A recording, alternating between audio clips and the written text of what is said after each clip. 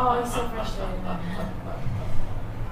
Hey, welcome into Sanford Memorial Stadium, where we've got a good one planned for you guys here between the Winter Garden Squeeze and your Sanford River Rats in Game 2 of a doubleheader, where Game 1 ended where the Winter Garden Squeeze won the game 4-3, scoring in the bottom of the 6th inning to take the lead and eventually win the game. That was a 7-inning ball game where the Winter Garden Squeeze were the home team. So if you're worried about the home winning streak, the Sanford River Rats are still on the 12-game home winning streak here at Sanford Memorial when they are the home team. So something to mention there as they come into this game with a 17-8 record, and the Winter Garden Squeeze come in with a 10-11 record. I'm Cody Shook alongside Kevin Verleen, the broadcaster intern for the Winter Garden Squeeze, and we've got a good one planned. And we saw a good performance from both of these squads in game number 1. Well-played ball game, 4-3 the final score. A couple of errors for the Squeeze, but it really was a well-played ball game from beginning to end. A lot of speed on the base pass for Sanford, and that big home run by Kyle Marsh was the difference in that ball game. Yeah, and a lot of miscues, I would say, for the River Rats. Well, you bring back that point in the game where you had Dathan Pruitt or someone caught in a rundown at third base, and instead of getting back to third, he tried to get the runner to second base, and he got tagged out. You had a situation where it was Rodney Tenney. Tenney, who was on third base, and he could have gotten back, and you have runners on the corners, but instead he gets tagged out, runner on second, and that ends the inning. The other one that comes to mind is that caught stealing with one out, and that was Richie Rivera trying to get to third with one out. He was already in scoring position, and that really sealed the victory for the Squeeze in game 1. And these teams have played a lot of innings in the past few days. Just go over the last 24 hours for you, Kevin. Well, I was talking to Coach Rush after game number 1. He said this was a very, very big win because the Squeeze played a doubleheader yesterday in Winter Garden against the Winter Garden Diamond Dogs, which is a tough team. They're sitting right behind Sanford in second place. The Squeeze dropped game number 1, 4-1, and then the second game, they start at 9 o'clock after a 2-hour rain delay. It started at 9, game goes 13 innings. We're there till 12:45 p.m., and the Squeeze come up short with a 4-3 loss. And this team is also in the midst of several injuries. Kyle Corbin not on the team right now with an injury, and Sadler Goodwin, arguably the best hitter in the Florida League, is not in the lineup tonight because of an injured hand. So fighting through adversity and coming up with a big win here in Sanford against the best team in the league was huge for the Squeeze, and try and do it again. With 6 minutes until first pitch, there's no national anthem tonight. I would like to take the time to go over the All-Stars because that was just announced a few days ago. And for the Sanford River Rats, I'll go over them real quick. Omar Villeman, Rodney Tenney, Cody Orther, C.J. Carter, Eli Marrero, John Jones, Richie Rivera, Alejandro Martinez, Ronnie Orta, Vladimir Nunez, and Gunnar Lambert. So a lot of selections from the Sanford River Rats to represent them here at Sanford Memorial this Saturday at 7 o'clock. And there's a lot for Sanford, and there's a fair amount for the Winter Squeeze as well. Sadler Goodwin is headlining all of the All-Stars. You have Jacob Silverstein, a two-time All-Star. He was an All-Star with the Diamond Dogs last year. Ethan Jones on the mound. He's an All-Star. Drew Frederick, who's been playing second base in these games. He's an All-Star. Chase Smart behind the dish, an All-Star. And then on the mound, of course, Ethan Jones. Ryan Ashford, who started yesterday. Both of them All-Stars. We'll talk about the home run derby as well. For the Sanford River Rats, Richie Rivera and Zach Dewart will be representing them. And for the Winter Garden Squeeze will be Sadler Goodwin and Cody Burgess. And I just want to take the time now to say thank you to everybody watching on Facebook Live. I bring every single home game at Sanford Memorial to all of our fans.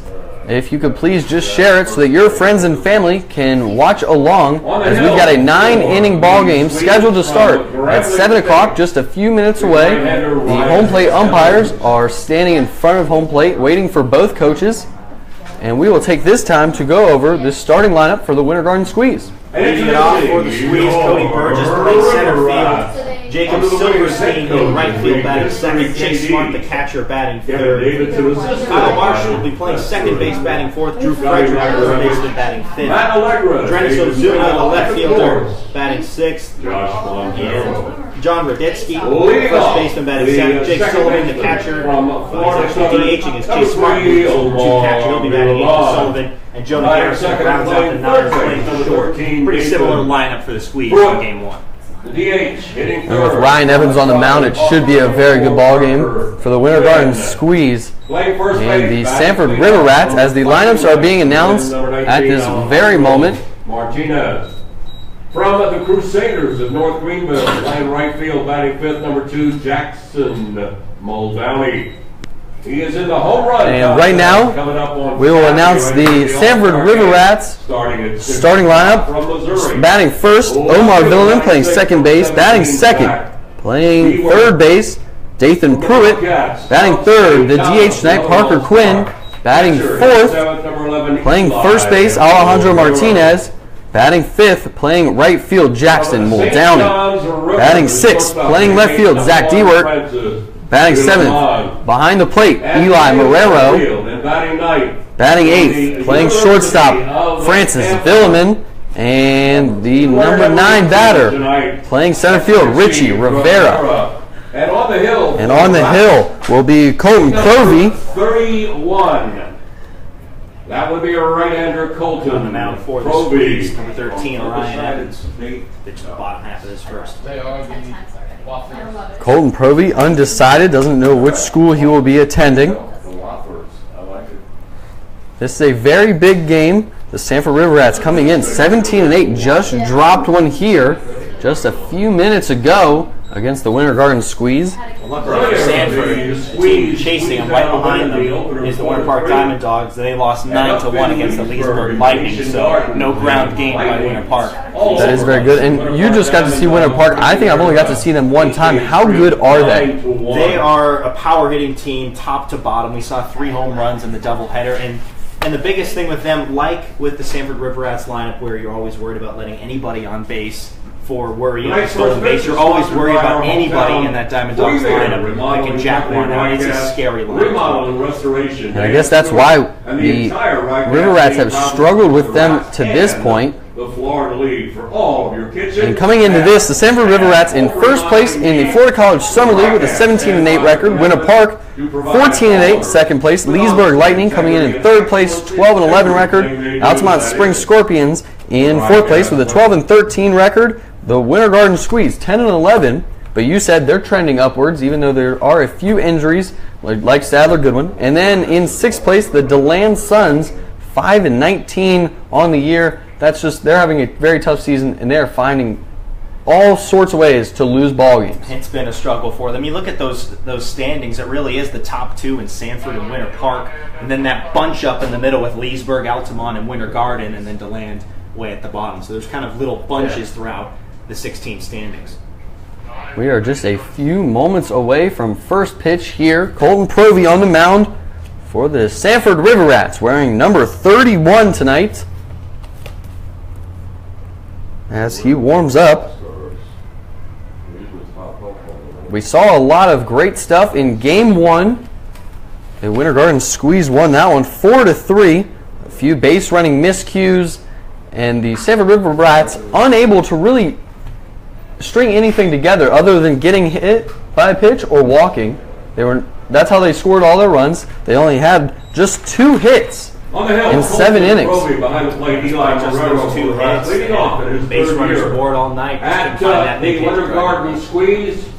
And coming up to bat here to lead off the game, Cody Burgess, a guy that went 3 for 3 in Game 1 with 2 singles and an RBI double. Yeah, along with that RBI, 2 stolen bases in that Game 1. First pitch of the ball game. Swung on and fouled straight back for strike 1. Burgess, after a mid-season struggle, has really started to get it going. Last 5 or 6 games, hitting over 400. It's got to be tough to just quick turnaround there. 30-minute break. They're back on the field. One team pumped up, one team down in the dumps after the loss. The 0-1 pitch from Provy. Drops in a curveball for strike 2. Very slow there, 67 on the gun. See Cody Burgess trying to shy away from that one, thinking it was coming up and in. Dropped in with the curve for a strike. Burgess coming into this game with a 263 batting average. Watches that one for ball 1 upstairs. I think Cody Burgess, about 2 weeks ago, sitting in the upper hundreds, right around 180, 190. So that batting average has really risen. And has that really been the story for the Winter Garden Squeeze, starting off slow and really coming onto it late? I think so, and it's really a matter of those injuries as well and not having a full lineup. The 1-2 pitch swung on and hit up the middle. Francis Villeman has got it. Tough throw over, and he has got it for the 6-3 putout for out number 1 here in the first inning. Play it short. Cody Burgess, a speedy runner. Hitting 360, fourth in the league. He has 5 on the year. Stolen bases, Get it by a step. 458 on base percentage. And now coming up to bat, Jacob Silverstein, one of the many all-star selections for the Winter Garden Squeeze. Coming into this game, batting 346. Astronomical numbers. Watches this one for strike 1. So far, I like what I see from Provy, attacking the hitters and throwing a lot of strikes. Going back to Silverstein for a second, his on-base percentage has never fallen below 400 this season. Very impressive. Swung on and fouled out of the stadium for strike number 2. This is a spot he found himself in a lot in game number 1. Got into 0-2 counts in each of his first 2 at-bats. One of those he struck out, and the other was an RBI ground out. The 0-2 pitch here with 1 out, top of the first. This one's hitting to center field where Richie Rivera is under it, and he's got it for out number 2. Had Silverstein played pretty perfectly. Richie Rivera only has to take a few steps back. Stepping in, hitting 433 for Trojans. It hasn't cooled down too much here. 95 degrees still, and a slight breeze from right field to left field. It is Thirsty Thursday here. $2 Yingling drafts at Sanford Memorial Stadium. If you're in the Central Florida area, come check us out. A great atmosphere almost on a nightly basis here in Sanford. Chase Smart comes up to bat now, the catcher. Righty-righty matchup. Swings the first pitch. It's going to the right center field gap. Richie Rivera is under it for out number 3. So we head to the bottom of the first inning as the Winter Garden Squeeze are unable to scratch one across. So the River Rats going to try to jump on them early here. Hey Rats fans, you can use your smartphones to play Micro Fantasy Baseball. Take a look in your program. They'll set up the Micro Fantasy app, and you can predict each at-bat in real time or fake time. Yes. And compete against other fans. It's fun for the whole family, and it's free. Micro Fantasy Baseball will give you a prize after the 3rd and the 6th inning. Not. Predict, watch, and win. And by the way, those foul balls can be valuable. They're delicious treats. If you bring them up here to the press box, we'll give you a coupon good for free cookie dough at Papa Murphy's. If you bring up the most during the game, and our record right now I think is 8. But anyway, if you bring up the most, you get a free one-topping pizza courtesy of our foul ball sponsor, Papa Murphy's.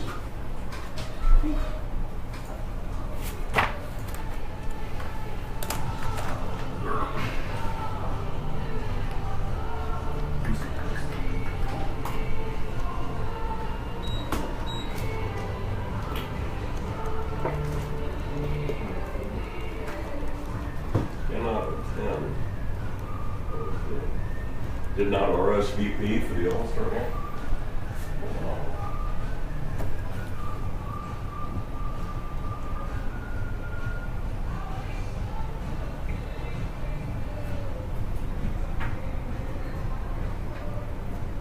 Battery for the Squeeze on the hill, Ryan Evans.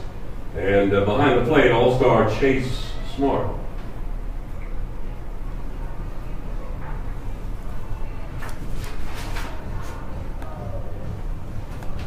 Hey, we are back here at Sanford Memorial Stadium in the bottom of the first inning with Ryan Evans on the mound for the Winter Garden Squeeze. What can we expect from him?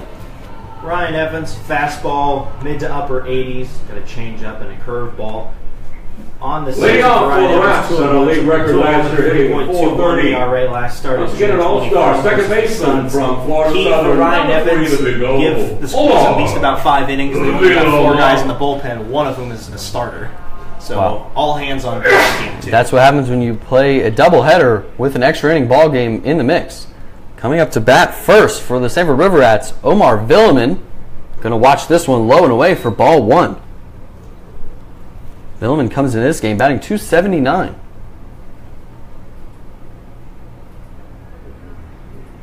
The 1-0 pitch. Swung on and fouled out of the stadium. Ryan Evans has a trend of being able to work out of jams. You look back to his last start against the Suns. 5 innings pitched, got the win. 1 run allowed, no earned runs, 8 hits, and 2 walks. Base runners abound, but not many cross the plate. The 1-1 pitch swung on. This one's hit up the middle where Marsh has got it on the run. He's going to throw a one-hopper, and he is out by a scoop of Raditsky for out number 1. That was a really good play at second base by Kyle Marsh. There's a Jump throw, and then he knew that he wasn't able to get enough on it to get it without a hop, so he threw a good hop for Raditsky at first base to make an easy pick for the out. A very experienced play is what I would classify that as. Being able to skip the ball off the ground with that long hop right into the waist region of the first baseman. Easy scoop for out number 1. And now coming up to bat, Dathan Pruitt with 1 out. Watches this one for ball 1 in the dirt. Dathan Pruitt in game 1. He went 1 for 2. He was hit by a pitch twice. You don't Came see around it. to score 2 times as well. Don't see that very often. The 1-0 pitch going to square around, pulls it back, strike 1 anyways. Talk about it a lot. Crowd in that plate. A couple of these River Rats do it. A lot of hit by pitches in game 1. The 1-1 pitch swung on. This one's hit softly down the third base line. It's going to go foul into the third base box where looks like Scotty Max got it. Dathan Pruitt coming into this game 8 for 34, batting .235 with 8 RBIs. A quality batter from the right side. The 1-2 pitch here swung on, and this one's hit to second base again where Marsh has got it on the run. Just a quick flip over for out number 2, and that's a 4-3 put out if you're keeping track at home. Second straight 4-3 put out, both for Villeman and Pruitt. Good job by Kyle Marsh charging that ball, knowing Pruitt's speed, getting rid of the ball quickly to Raditsky at first base, getting Pruitt rather easily, but it's never an easy play with some of these guys running down the base pass for the Rats. That's for sure. Parker Quinn steps up, takes this one inside, has to back off for ball 1. Just thought we were going to get another hit by pitch right there. Quinn from Hofstra. The righty-righty matchup here. Evans, leg lifts and deals. This one pitch swung on and fouled into the third base dugout. Ryan Evans, not a big strikeout guy, 9 Ks in 14 innings. The pitches much more to contact and doing that early here. The 1-1 pitch inside. In game 1, that probably would have been a strike, but in game 2, that's a ball. Just missed. I'm sure Ryan Evans really wanted that call. 2-1 count. Very different than a 1-2 count. 2-1 pitch in the dirt for ball 3. You know, on some pitches the radar gun works, and then other pitches it doesn't. Kind of have to guess sometimes. I'm gonna say 83 on that one. He's throwing fastballs. It'll probably be right around 85. Okay, so I was close.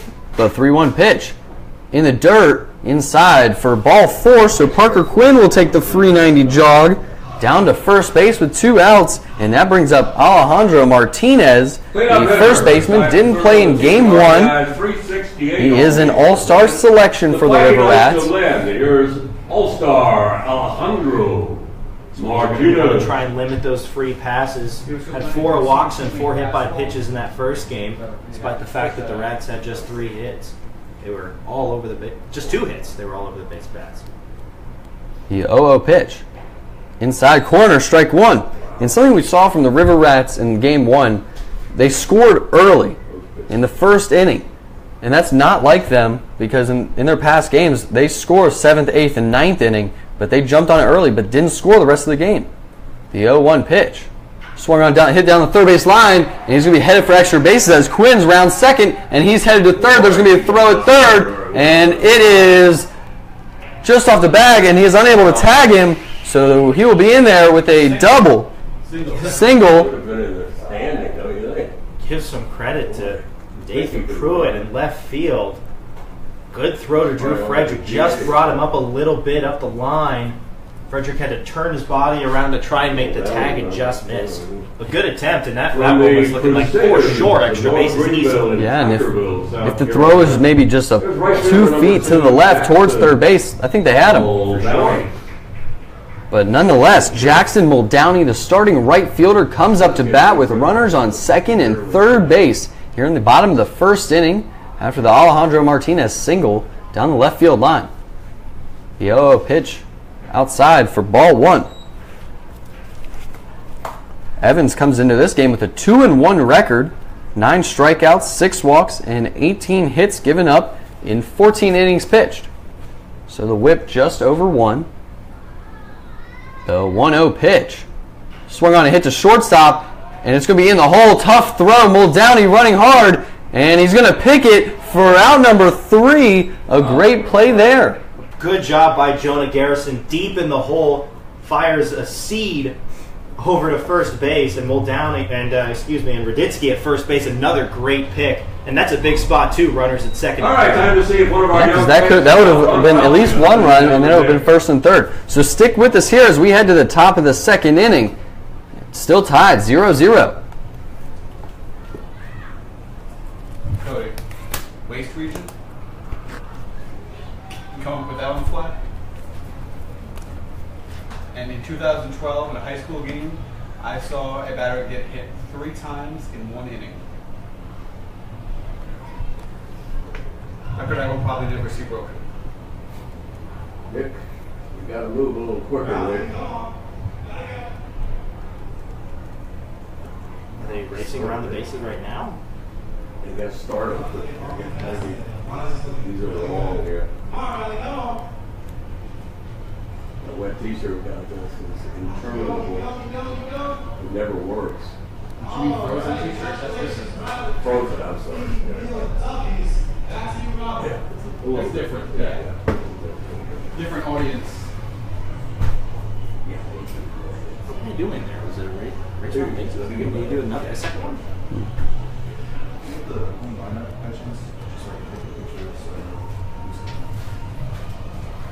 Right there. Good enough? Yeah.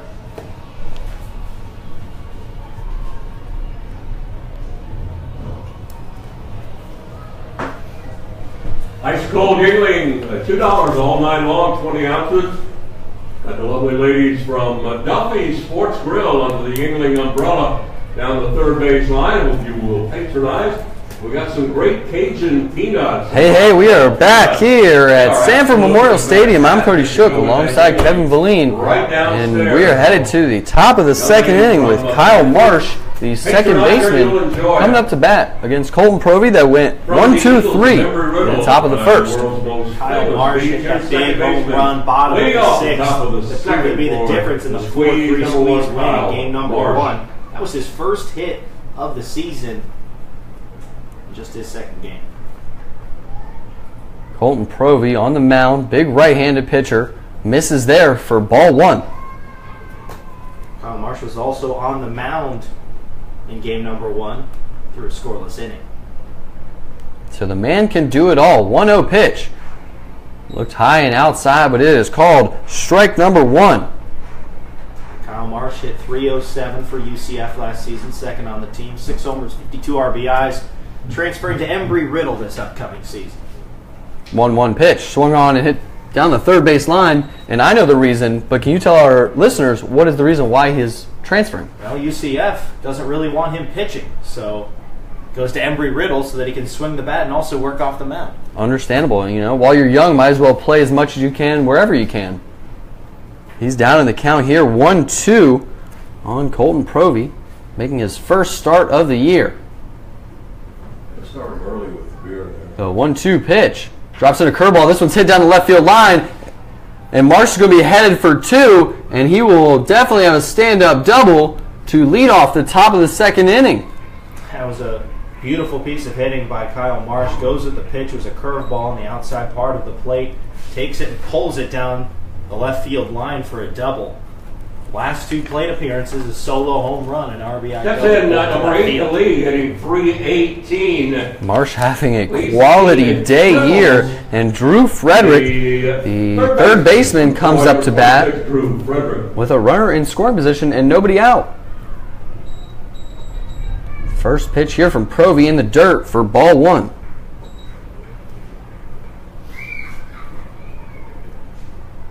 Took the squeeze till the 3rd inning for them to score in game number 1. For some early scoring here. Longer ball game, so they have a little bit more time with a full 9 inning for game number 2. The 1-0 pitch. Inside. Too far inside for ball 2. Thank you to everybody watching on Facebook Live. I appreciate all the likes, all the comments. If you could please just share it so that your friends and family can watch Florida College Summer League action. Long pause here with a runner on second. Make sure you got the signs right.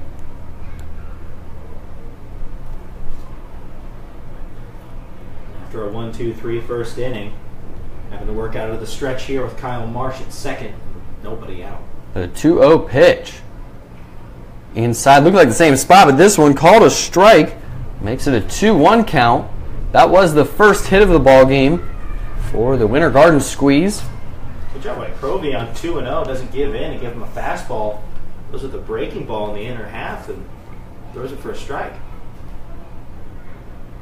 Looks back to second a few times. This one comes in and it is going to be a hit into right field. Jackson will down. He lays out for it. Hits out of the glove. And he is going to get up with it as it doesn't bounce too far away. But the runner does not advance. And that'll be a single for Drew Frederick. And that was a great effort by From the shores right of field, laying out for it. For a second, I thought he had it in his glove, and I think that as he hit the ground, it popped out of his glove. Really close to getting Frederick. So good news, bad news. Bad news, you don't get an out. Good news, you got the double play in order. And another piece of good news with how that ball was hit and the way that Muldowney charged it, no chance for Marsh at second base to advance to third. Last night against DeLand, the first 3 innings of the game, DeLand hit into 3 double plays. So I will be hoping for a double play here with nobody out, top of the second, runners on first and second. The first pitch here is going to attempt the bunt, pulls it back, strike 1 anyways on Ozuna. So Ozuna, good speed, playing left field. Saw a good throw from him. Try and get the runner at third in the first inning, just missed. We'll try and get both of those runners into scoring position, less than 2 outs. The 0-1 pitch here. Curveball leaves it up just too far. Ball 1. Looked like that curveball may have just slipped out of his hands. Ozuna knew right when he saw it. Laid off. Ozuna playing left field tonight. The only thing I want to know if he's related to Marcel. We talked about it before the game, and you said you were unsure about it. Most likely not. The 1-1 pitch. Swung on. This ball is hit to deep left center field. Dewart and Rivera head back to the track, and this one is off the wall, and Richie Rivera is going to come up with it, throwing to the shortstop Villeman, and 1 run's going to score, and we have a new score here at Sanford Memorial Stadium as the Winter Garden Squeeze strike first with the RBI double, and they lead 1-0. Dennis Ozuna hit that ball hard. I think he just got a little bit too far under it to get it out of here. Hitting off near the base of the wall right in front of the scoreboard in left center field. And that brings up the lefty batter, John Raditsky. The first baseman comes up with runners on second and third and nobody out. Big spot for the Squeeze. Got 1 run. They definitely want more. First pitch here. Swung on and fouled straight back. And I was going to ask you before that one, we saw it in game 1, the attempted safety squeeze. Do you think that's something that they would put down here? I don't know. It's early in the ball game and there's nobody out. I'd say probably not, because you have multiple opportunities for either a ground ball to score the run or a sacrifice fly. Maybe later in the game in a 1 or 2 out situation you may see. The 0-1 pitch here on Raditsky. Swung on and missed. Back pick to second, and he is out at second base as Eli Marrero. A great throw down to second, and luckily Francis Villeman was there waiting for the ball and put the tag down. Drenis Ozuna just going way too far up the line at second base. No chance to get back in time. It's a good throw by Marrero behind the plate. We will see that a lot from Eli Marrero. He loves to back pick. I've never seen a catcher do it as much as he does. Raditsky down 0-2 here. Swung on and missed. Strike him out swinging for out number 2. How fast an inning can change. Runners on second and third, nobody out. Pick off the runner at second base and strikeout. And now you're not away from getting out of the jam. There's the DH from the Bulls of South Florida, number 11, Jacob. Nice. Now you have a guy in Jacob Sullivan, though, who's been real hot. 5 for his last 5, sprinkled in there, 2 walks. I bet the safety squeeze is looking pretty good now, isn't it? And we'll see if they want to try and do it or ride the hot bat of Sullivan. First pitch here, Sullivan swung on and fouled straight back and out of play. Seen this from the squeeze before. You get those runners into scoring position. Just can't get the big hits to drive them in. They got the one from Ozuna. But with runners on second and third and nobody out, you got to get at least 1 run out of that situation. The 0-1 pitch here, outside in the dirt for ball 1. Stop by Marrero behind the plate. Marrero's the main starter behind the plate for the River Rats. They have 3 catchers, John Jones and Anthony Mulrine. We saw him in game 1 behind the plate. John Jones was at first. The 1-1 pitch here in the dirt, blocked up for ball 2. A good stop behind the plate. It's all the more important with Drew Frederick at third base. Anything past Frederick with good speed could score. So Sadler Goodwin, one of the best players for the Winter Garden Squeeze, he is injured right now. What is his timetable coming back? Do you know? They're hoping that he can be back for the All-Star game. Just a cut on his hand. Don't want to risk anything before the All-Star game. So he'll be hoping to be back on Saturday here at Sanford. The 2-1 pitch here. Outside and misses for ball 3. And you said he's the one in the home run derby? That he is. Tied for the league lead in homers with 4. And well and above league leader in RBIs. 4 homers, 26 RBIs. Absolutely incredible. The 3-1 pitch here. Outside misses for ball 4. And Sullivan will take the walk down to first base to make it first and third. Here with 2 outs in the top of the second inning. Number 6, Jonah Ward Garrison. All day with 2 hits in game number 1, and you leave it up to Jonah Garrison, the number 9 hitter, to try and get things done. Garrison had a single in the first game and went 1 for 3 overall in that 7-inning ball game. He's been a hotter hitter as of late. Got a couple of hits in the doubleheader yesterday and was robbed of one at the track in left field in game 1 of yesterday's doubleheader. So he's swinging a better bat. First pitch here, inside, misses for ball 1. So the command here struggling for Provy on the mound. This isn't the time that you want to have your command falter against the 8-9 hitters. Cody Burgess on deck. Especially after you just got away with one. Eli Marrero back picking a guy at second base. Pickoff move to first. Just a soft throw over. Slides in safe easily. Not a big lead for Sullivan at first base. Just throw it back to keep him close. Maybe if they're trying to double steal, try and get that runner in from third base. Garrison batting 176. The 1-0 pitch. Swung on and missed for strike 1. Aggressive hack on a fastball. Just a bit outside the strike zone. Swings through it. Yeah, like you said, you don't want to be messing around with the command here against the 8 and 9 batters, especially a guy batting 176 with 1 RBI. The 1-1 pitch, runners on the move to second. High pitch, they're going to throw down to second. He's in a rundown, and now they're just going to walk him back to first base. Runner doesn't move from third, so we reset as nothing changes. That pitch was high for ball 2. Well, for the squeeze, at the very least, Sullivan didn't get tagged out on the play. He was able to get back to first base. Of course, they're trying to get Frederick in from third. Is that something? Is that something you try again with a 2-1 count? I mean, you could try it again. They may not feel that Jonah Garrison could drive in that run. Just trying to manufacture any run out of this spot. 2-1 pitch. Runner stays in there for strike 2.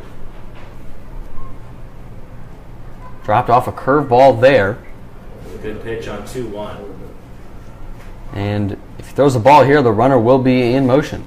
The 2-2 count here. Runner stays, drops another curveball, strike him out, swinging for out number 3. But the Winter Garden Squeeze strike first as they score on the RBI double by Drenis Ozuna. We head to the bottom of the second inning. Hey, Duffy Sports Grill ladies, a little lonely down there. Head on over for a nice cold $2 Yingling draft, Yingling Light, or Yingling Summer Wheat as well. And of course, you don't have to wait for game nights to interact with the Rats. You can go on Facebook, Twitter, and Instagram any day, any time. Join other fans. Look out for special deals just on social media. So visit the Rats on Facebook, Twitter, and Instagram and get social with the River Rats.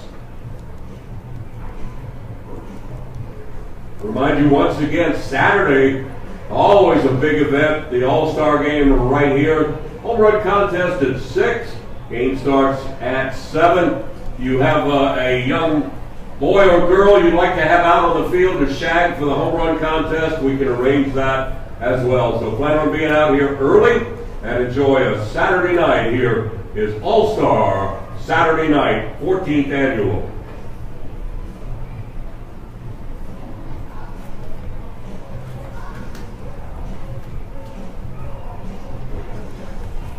And we are back here at Sanford Memorial Stadium, where the Winter Garden Squeeze just took the 1-0 lead. Thank you to everybody watching on Facebook Live. If you could please just share it so that more and more people can tune in. I love checking it at the end of the night and seeing all of the views. I appreciate every single one of them. Every day, every game here at Sanford Memorial, I bring you the game so that way people out of town can watch their loved ones play ball. Coming up to bat, Zach Dewart, the starting left fielder, a home run derby contestant, watches this one for ball 1. Eli Marrero on deck with Omar Villeman in the hole. Francis Villeman in the hole. This pitch swung on and fouled down the first base line, and it will go just out of play. Close for Raditsky. Goes to the wall down the right field line, but just out of reach. It would have been cool to see him jump up and try to make a jump catch over the fence. The 1-1 pitch drops in a curveball for strike 2. Breaking ball from Ryan Evans. Impressive pitch on 1-1 to get ahead in the count. Seeing a lot of different pitches here from Evans on the mound. Mixing it up well. 1-2 pitch, fastball, swung on a hit to Raditsky at first base, and he will have it for the 3 unassisted, and out number 1. And talked about it in the first inning. Ryan Evans, not a huge strikeout guy, not a high velo guy, so he really depends on these guys to put the ball in play. Second in the league. He's getting a lot of groundouts right now. Leads the Rats. And coming up to bat now, Eli Marrero, the starting catcher. An all-star selection.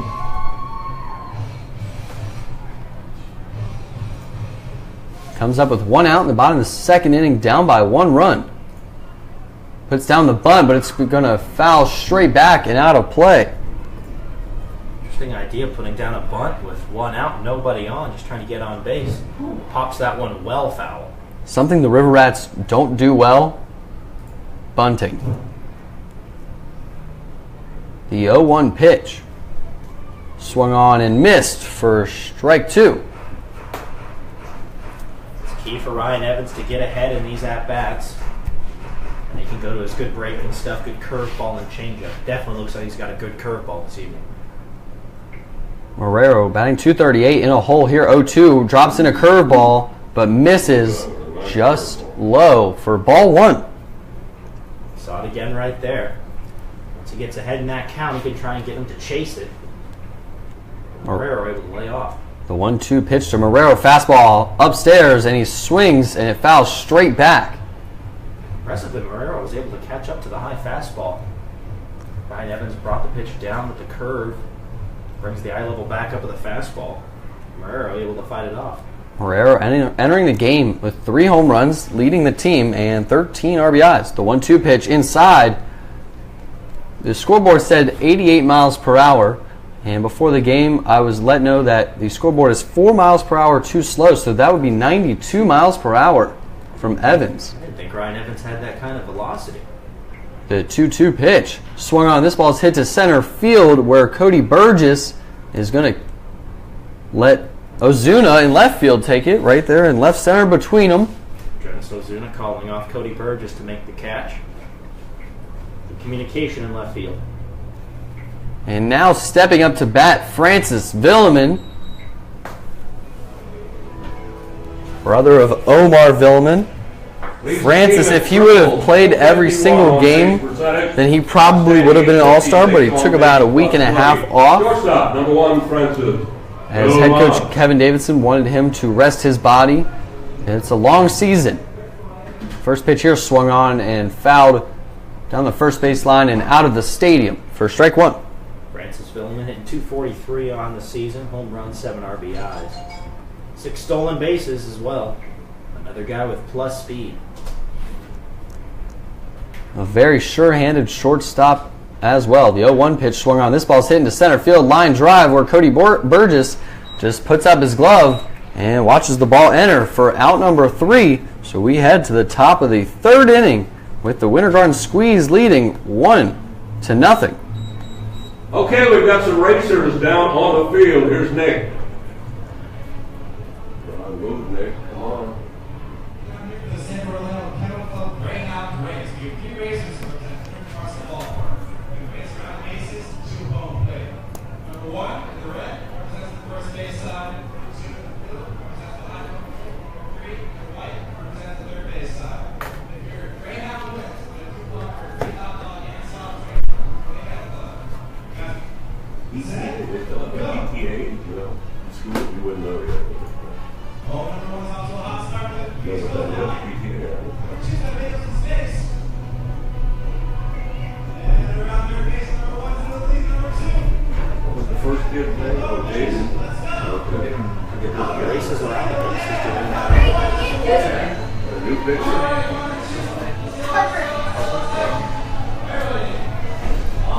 Jaden again? Harper?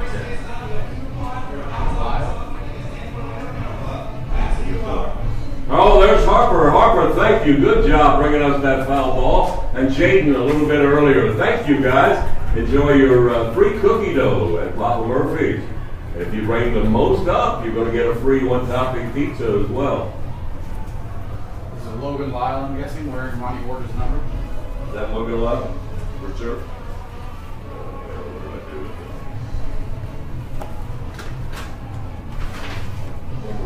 32. That's not what he's wearing, but that looks like Logan Lyle. What number is he wearing? He's wearing 21. That's Order. 21 is Ronnie Orta.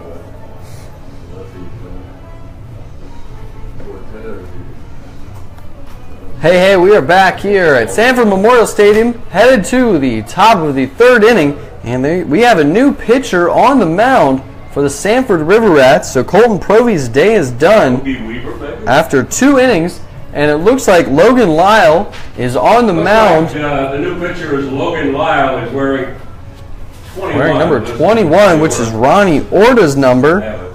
Ronnie Orta pitched in the first game, and Logan Lyle was the probable starter from the State College of Florida, coming into it with a 2-0 record and a 3.76 ERA. Center fielder from the Moccasins of Florida Southern, number 10, Cody. 14 strikeouts in 14 in the 3rd innings. Last appeared on the 30th. He got the win in that game, going 4 2/3 innings, not giving up a run. Logan Lyle was the probable starter. Didn't get the start. Provy did, but he is in the game in the 3rd inning, and he will start him off with strike 1 on Cody Burgess. Cody Burgess with a 6-3 ground out to lead off the ball game. Had 3 hits in game number 1. The 0-1 inside misses for ball 1. See both pitchers going inside with a lot of pitches. That one just missed with the fastball. 1-1 pitch here from the lefty Lyle misses for ball 2. And I am not sure why they went to a new pitcher already. Maybe they had Provy on a pitch limit. The 2-1 here, swung on and missed for strike 2. Well, there was an interesting situation with the squeeze earlier when they had a doubleheader in Altamont. Ryan Ashworth was supposed to start, but he got caught in traffic. Oh, so my Nick goodness. Nyarkos had to throw the first inning, and Ryan Ashworth came in for the rest. So sometimes stuff like that can happen. For sure, 2-2. Swung on and missed, strike him out for out number 1. The first strikeout for Logan Lyle. That's strikeout number 3. From the Argonauts of West Florida in Pensacola, here's right fielder, number 8 All-Star, Jacob. And now coming up to bat, Jacob Silverstein coming in with a .346 batting average.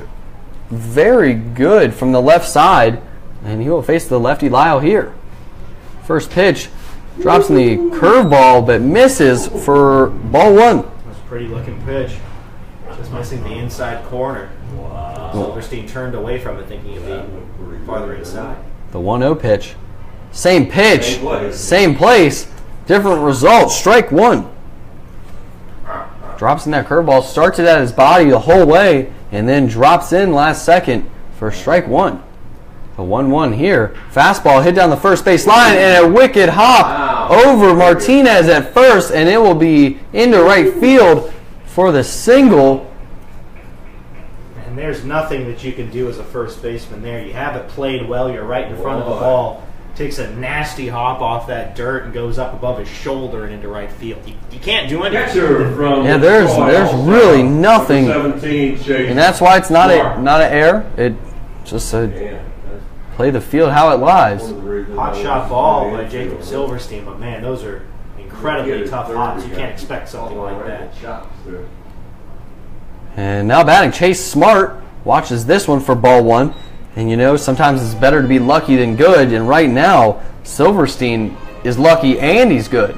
That he is. He's aboard again. The 1-0 pitch. Outside corner in there for strike 1. Just barely catching that outside corner with the fastball. And Logan Lyle's going to have to watch Silverstein, first base, plus speed. Stolen 6 bags. 1-1 pitch here. High leg lift in the dirt. Blocked up by Marrero behind the plate for ball 2. And it is 7:38 here, so the sun will start to be a factor. Definitely on the right side of the field. Second base, first base, and right field. The 2-1 pitch. Now they're going to pick off to first, and they've got him. 1-3-6, and they've got him for out number 2. It's always tough trying to steal on a lefty. Jacob Silverstein goes first move and throws it back to the first baseman. And at that point, if you're Jacob Silverstein, you just got to go for it. If you go back, you're out, so you may as well just take a gamble and try and slide into second. Chase Smart, 2-1 count now. That ball dropped in the dirt. Ball 3. So after that tough hop at first base, Silverstein will be erased. Logan Lyle coming in, making quick work, especially with the pickoff. 3-1 pitch here. Inside and hits him, and Logan Lyle falls down. That was an interesting play there. Logan Lyle fell down on the mound, and the ball came in, and Chase Smart just barely got out of the way. That is the 2-out walk for Chase Smart. And that brings up Kyle Marsh. The second baseman had a double down the left field line in his first at bat. Scored the only run of the game to this point as the Winter Garden leads 1-0. Squeeze got 2 doubles that inning. They lead the FCSL in doubles. First pitch here in the dirt, gets away from Marrero. Runners on the move for second, and he will be in there standing up as the wild pitch. Let's Smart move up 90 feet. Smart moving as soon as he saw that ball get away. And behind the plate, Marrero took a second to find the ball, and by the time he picked it up, Chase Smart was sliding into second. I think Marrero thought he blocked that one up. That's why he was so lackadaisical on getting up and trying to find it. Undoubtedly smart baseman. 1-0 count here on Marsh. Runner on second base now after the wild pitch. Inside, misses for ball 2. After that, caught stealing the squeeze are once again in good position here. Runner in scoring position again. That's getting a big lead. Very big lead at second base. We can definitely think Marrero might backpick him. 2-0 pitch. Misses up. 3 balls, no strikes with Drew Frederick on deck. See if Kyle Marsh gets the green light on 3-1 in the 6th inning of Game 1. He had the green light, got a fastball he liked, and torched it to left field. Winter Garden 3-0. Swung on and hit to the shortstop Villeman, and he's going to take it. And the soft throw over to first base for the 6-3 putout. We head to the bottom of the 3rd inning with Winter Garden still leading 1-0. Hey, I want to thank our presenting sponsors once again this year, the Sanford Herald, and of course, environmentally sensitive Waste Pro. Hope you're feeling lucky because we got a raffle going on, fans. $1 will get you a ticket to get that arms length for 5 or a full wingspan for 10. You'll be helping out the Rats, and you also have a chance to win a bunch of great prizes, including a prize pack from Red Robin, gift card from Duffy's Sports Grill, 5 free kids meals from Duffy's, appetizers from Buffalo Wild Wing, 5 free kids meals from Cheddar's, gift card from Lighthouse Seafood, smoothies from Tropical Smoothie, a $25 gift certificate from the Friendly Confines in Lake Mary, free classes from EW Fitness, a free haircut from the Sanford Barbershop downtown, and a gift certificate from our good friends at the Haystacks Restaurant. So a bunch of prizes, chance to win 1 or more of those prizes. Take a chance, grab some tickets, we'll draw in the 6th inning.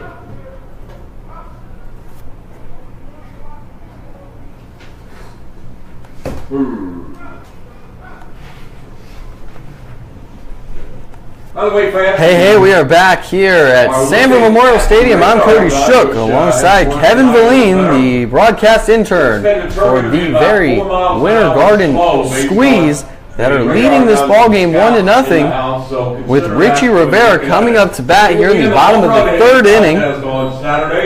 Going to try to get something going here for the River Rats. Stolen bases right at the top of the league. Rivera went 0 for 3 in game number 1. Richie Rivera. Ryan Welsh set the Rats down 1-2-3 in the 2nd, looking to do that in the 3rd. This pitch misses for ball 1. And you said that Evans here would be throwing mid-80s, and he's really pumping it up there, upper 80s to low 90s. Not usually known to be a power pitcher, but more velocity tonight. 1-0 pitch swung on and missed, very up in the zone, above the eyes for strike 1. Maybe Richie Rivera was trying to get his home run derby swing going just a little bit too early. And sometimes those high fastballs can get in on you quick, and almost as kind of a protection you swing the bat. Thank you to everybody watching on Facebook Live. I appreciate all the likes and all the comments. If you could please just share it in the bottom right-hand corner so that more and more people can tune in to this action here in Sanford. The 1-1 pitch swung on. That ball is hit into left field, and it is crushed as that ball is gone. I hear Richie Rivera touch a ball. Richie Rivera with his 3rd home run of the season, a contestant in the home run derby that will happen at 6 o'clock here in Sanford Memorial Stadium. Gets this game all tied up, and we have a brand new score here as it is now 1-1. The big O. Ball was crushed to left field. As soon as he hit it, he knew, and Drenis Ozuna in left field gave it a courtesy look. Didn't walk more than a few steps. I was watching a video today in a minor league ball game. This guy hit a ball so hard that no one on the field moved. They just stood watching, just respected it. That was gone. And now batting, Omar Villeman, rounded out to second base in his first at bat. Richie Rivera has a lot of speed as a center fielder, and he brings the pop at the bottom of the lineup. That's his 3rd home run. Villeman watches this one for ball 2. You don't usually have a big power guy. The bottom of the lineup, but Richie Rivera getting it right there. And there's no wind really here at Sanford Memorial. So that's all power there. 2-1 in there for strike one. And what is that, the third home run that we've seen here today? Take the wheel temporarily. You have the one from Kyle Marsh. I think that's home run number 2. Had that one from Kyle Marsh in the 6th inning of game 1. And this one misses for ball 3. Is it really? Okay, maybe I'm thinking about the DeLand game last night. That was a long night with a lot of home runs. The 3-1 pitch here misses for ball 4.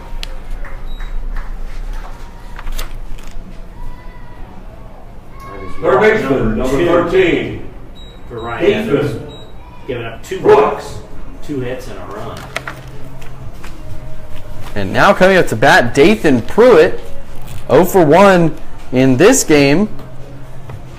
1 for 2 in last game, just a few hours ago, hit by 2 pitches. And now Evans is going to try to get back on the horse here with a runner on first base. Pickoff move to first, easily back. And there's still nobody out this inning after the home run and the walk. Another pickoff move, safe. And we see a lot of shadows, and they always talk about it on like ESPN and stuff, how those shadows can really affect how it goes from light to dark and stuff like that. So we'll see if that affects the Sanford River Rats here. Another pickoff move to first base, slides in safely. Good pick at first base by Raditsky. We saw so many balls in game number 1. Pickoff attempts at first base, they get beyond Raditsky, allowing the runner to move to third. First pitch upstairs for ball 1. Omar Villeman does get on base a lot, and he is your typical leadoff man, but he does not steal bases the way you might think he would. He has the rest of the team to pick up the slack for him. That's for sure. Omar Villeman, only 1 stolen base. This one hits Dathan Pruitt, and that is the 3rd time that he has been hit in just 10 innings of ball. Fastball came up and in. And again, he is really close to the plate. All he had to do was turn a little bit and hit him right in the shoulder. And now we're getting a mound visit. That'll be the pitching coach for the Winter Garden Squeeze. Just coming out and having a quick word with Ryan Evans. They're not going to take him out yet, but he's kind of run into a little bit of trouble. I think that home run by Richie Rivera screwed with his mojo a little bit. We're in the 3rd inning. The River Rats have 2 hits. Last game, in 7 innings, they only acquired 2 hits. So the River Rats jumping on Evans early with the addition of the walk and the hit by pitch. We have runners on first and second base with Parker Quinn, the DH, up. Parker Quinn has 1 home run and 2 RBIs on the season. Parker Quinn. Nobody out in the bottom of the 3rd inning. Parker Quinn with a walk back in the 1st inning. He was stranded at third base. First pitch here to Quinn. Swung on and hit down the third base line, and it will go foul as it hits off Scotty Mack's hands in the third base coach's box. With the grab, just not able to do so. I appreciate the effort, though. That was A+ for effort. Leaped for it, just off his hands. The 0-1 count here from Evans. Outside, low, misses for ball 1. Came with the off-speed stuff there up in the count. This is the story that Ryan Evans has been making all season, stranding runners. He did that in his last start. He did it in the 1st inning, and he's trying to do it here in the 3rd. 1-1 count, runners on the move, double steal, and they are both safe as the catcher stood up looking like he was going to throw down the second, but Marsh was not there to cover the bag. You could see Chase Smart point out to the bag. It was going to be a tough pitch to throw on anyways because it was a breaking ball, a curved ball. But Chase Smart would have thrown down to second base. No one was there. The 2-1 pitch, Quinn gets sawed off, and this ball is fouled straight back into the net, and that looked like it would have been ball 3. But nonetheless, 2-2 count now. So now the double play has been erased. Ryan Evans is going to have to make some nice pitches to get out of this with 3, 4, 5 to the plate. And for Sanford, that was the 83rd and 84th stolen bases of the year. The 2-2 pitch here to Quinn. Hit into left field, and it is going to hook just foul for a long strike. The ball was hit hard, a line drive, but it did hook foul, pretty far foul down into the Squeeze bullpen. Alejandro Martinez stands on deck, 1 for 1 to this point. The 2-2 pitch here on Quinn drops off a curveball, strike him out, looking for out number 1. That was a pretty pitch from Ryan Evans. A curveball once again starts it on the inner part of the plate and breaks into the strike zone. Parker Quinn, all he can do is look big. There's the first baseman, number 19, Alejandro Martinez. And I don't know if you mentioned it, but Evans not a big strikeout guy. That was his first of the night. He definitely goes a lot more for putting the balls in play, trying to get outs on the ground. And so far, he's done that rather well. This pitch low and away for ball 1 on Alejandro Martinez, the first baseman. Slow curve. And that was a great time for strikeout number 1 there for Evans on the mound. Runners on second and third, bottom of the third inning. 1 run's already scored. This pitch drops in a curveball for strike 1, and we're starting to see Evans really attack with that curveball. Well, and he's found that he has control of it. He can spot it inside, outside. So he's going to be going to it more and more often as he gains confidence in it. 1-1 count here. Outside through the wickets, and it will be 1 run for the Sanford River Rats. And we have a new score here at Sanford Memorial Stadium as the River Rats go on top 2-1. Tough break for the Squeeze and Ryan Evans. Ball right through the wickets of Chase Smart behind the plate. Made some good pitches to get Parker Quinn out, but now a run in and the Rats take the lead. And now his job gets even easier because he's really going for the sac fly here. Obviously, he's going for the base hit. And they're going to steal home, and he is safe at home as Dathan Pruitt steals home and stands up and gives the signal that he is safe. Did you see that? That's called a strike. Yes, I did. Was that called strike? It's called a strike. That is not something that you see very often. Saw once for the Squeeze earlier this year. Broke for home right away. Ryan Evans a little bit too slow to the mount, too slow to the plate. Able to slide in safely. That is not something you see every day, but if you're watching on Facebook Live, you just got to see Dathan Pruitt steal home on a straight steal. Absolutely incredible. Alejandro Martinez now 2-2 count, swings, strike him out for out number 2. Well, at least for Ryan Evans, he's given up a couple runs this inning. Didn't really phase him. Goes after Alejandro Martinez with a fastball at the top of the strike zone and gets a strikeout. I got to see the last few steps from Dathan Pruitt scoring as I was looking at you talking about all he wants is a sac fly, and Dathan Pruitt runs home. And now Jackson Muldowney steps up as he has a 1-0 count now. Grounded out to shortstop in his last at bat. Then he took a ball. The 1-0 pitch here drops in a curveball for strike 1. And as always, light a fire under your team and for the people in the stands. Kyle Corbin did it for the Squeeze earlier this year. 1-1 pitch swung on and missed for strike 2. So another curveball as Evans is really leaning on this curveball in this inning as the fastball has not been very accurate.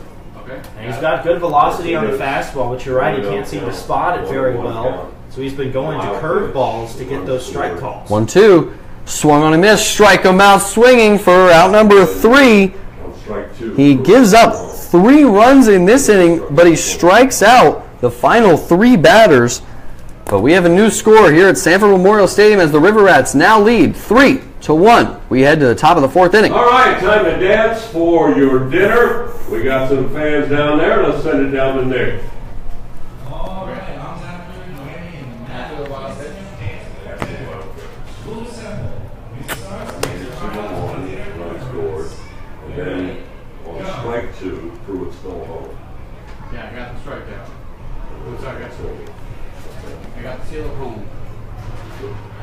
Yeah, Pruitt's still home. And he goes on strike 2.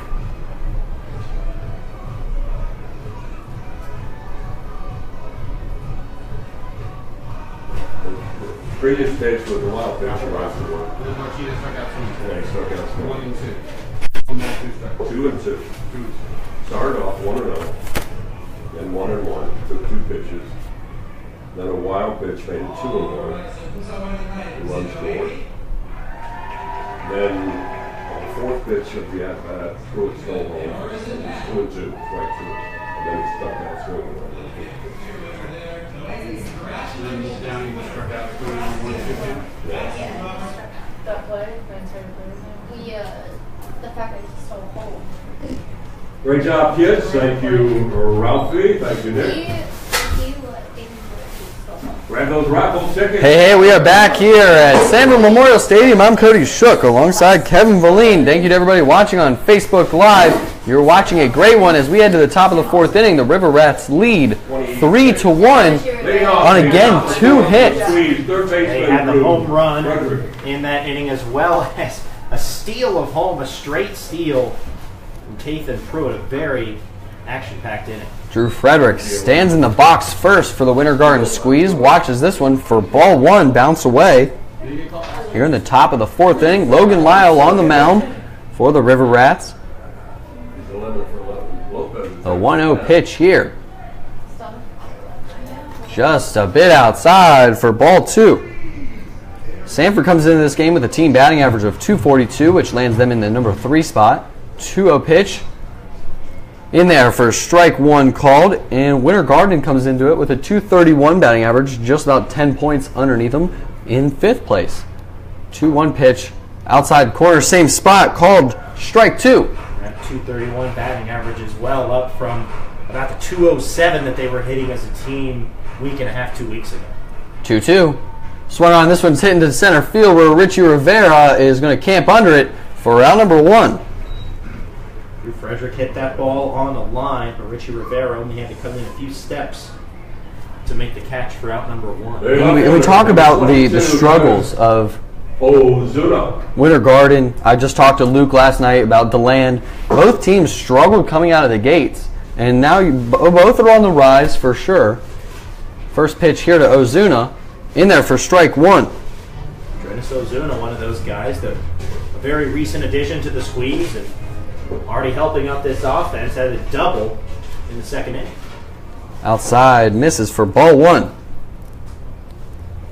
Ozuna, the 2nd double of the 2nd inning, as Kyle Marsh had the leadoff double. Once again, squeeze leading the league in doubles, something they do well. 1-1 pitch here from Lyle, misses outside, so I think we can see how they're going to attack Ozuna moving forward. Staying away from him. Don't want anything that he can drive, and a lot of breaking balls. 2-1 pitch here. Swung on and fouled down the 3rd base line. 2-2 count now. Ozuna was then backpicked at 2nd base, which really killed the momentum for the Winter Garden Squeeze. They have runners on 2nd and 3rd, nobody out, but after the RBI double by Ozuna, couldn't do anything else. 2-2 pitch.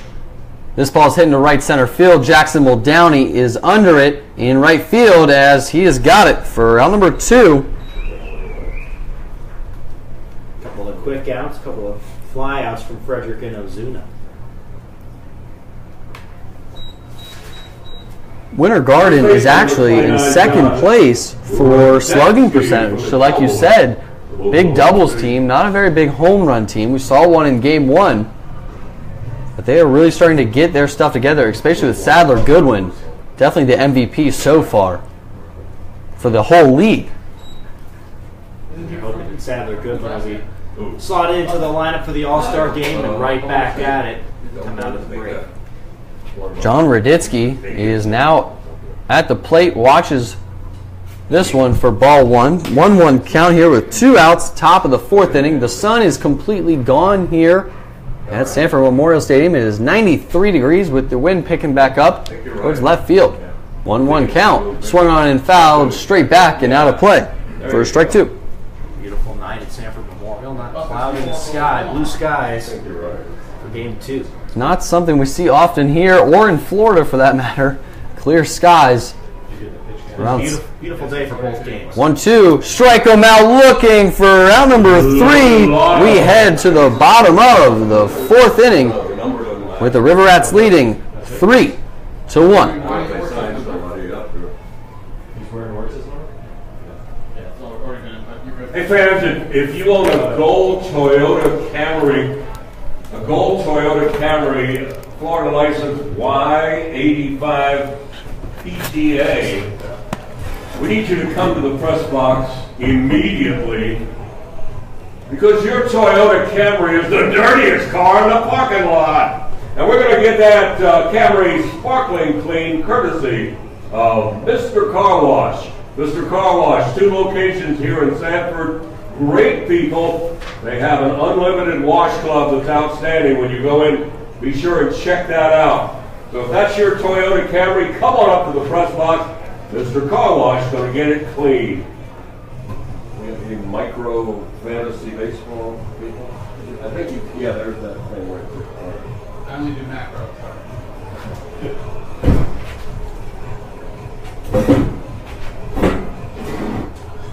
And we are back here at Sanford Memorial Stadium where the River Rats are coming to bat in the bottom of the 4th inning. And the Winter Garden Squeeze are down by 2 runs as Evans gave up 3 last inning to Richie Rivera on the solo home run. And then he walked Villeman and hit Pruitt. And then both of them later scored. But in the midst of that, he struck out Parker Quinn, Alejandro Martinez, and Jackson Muldowney. It's a very bizarre inning. He gives up 3 runs, only 1 hit, and he strikes out the side. And in all of that was a steal of home. Zach Dewart now up to bat. Watches the curveball miss for ball 1.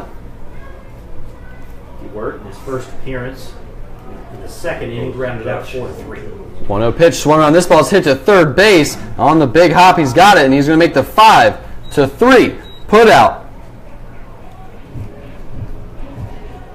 Picked by Drew Frederick at third. Strong throw. Raditsky at first base for the out.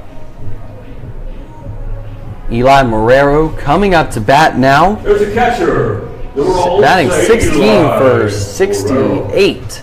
Just under 235 batting average. 3 home runs, 13 RBIs. Marrero, an all-star selection, watches this one for strike 1. Not the highest batting average. Provides a lot of pop driving in runs with those 3 homers and 13 ribbies. Popped up to left field in his first at bat. Going to line this one down the third base line as Scotty Mack has to jump out of the way for strike 2. Was lined down the line. Lined down the line. Just barely getting out of the way. Scotty Mack down third base. Heavy winds now towards left field. 0-2 count. Marrero swings, and this one's going to be into center field, but cut off by Marsh as he will catch the weak pop-up for out number 2. Get that thing sparkling clean. That pop-up was going to drop the Bermuda Here's triangle. the shortstop. Cody Burgess in center. Numero Francis. Short Marsh at second. Villamone. Marsh is able to make the catch right on the outfield grass. Yeah, it really did look like it was going to land, but from this angle, it's not the right one, and that one falls into Marsh's glove. Now batting, Francis Villeman, the shortstop, popped up to center field in his first at bat, swings at this one, foul tips it into the catcher's glove for strike 1. After that steal of home, Ryan Evans has been looking strong. Drops in the curveball just too far inside for ball 1. Those 3 strikeouts in the last inning and 2 quick outs in the ground out and pop out. We've gone through 2 batters, and the first base coach just now makes his way out to the first base line. Well, luckily for him, no one's been aboard that he won't have to say anything to. Nobody wants to play with his camera, huh? The next pitch fouled out of play. 1-2 count, 2 outs, bottom of the 4th inning. River Rats lead 3-1. Francis Villeman in a hole. 1-2 pitch swung on line down the third base line where Winter Garden Squeeze guy unable to get it as he was down there getting the last foul ball. Jared Neal, the pitcher, one of the pitchers in the bullpen for the Squeeze, trying to make that catch. Looked like go all the way to the fence to make the catch. Very frustrated there. 1-2 pitch. Strike him out looking for out number 3. We head to the top of the 5th inning with the River Rats leading 3-1. You know what? You love it. You cannot live without the chicken chuck. Courtesy of PDQ Chicken. Let's send it down to Nick. All right, it's not the PDQ chicken shut down your skill shuckers bet and white and Caleb. Of course, sir, yes. You want to toss more chickens into the buckets? Or guys, more chickens in the buckets wins. You ready? Get set and go. Hey, there's one. Wow. Hey, there's Little two. lefties, 2 for 2. Oh, getting closer. 3 for 3. Oh. Hey, all right, and we have a winner. Caleb, congratulations. You won a free dinner from PDQ. That's you, Robert. Great job, guys. That little left-handed guy got 3 in a row there. Outstanding. And he is going to enjoy some PDQ chicken, the best in town, fresh, never frozen. And when you all go down to Reinhardt Road to PDQ Chicken, please tell them thank you for supporting the Rats. Last call, Gold Toyota, dirtiest car. We got a car wash for you.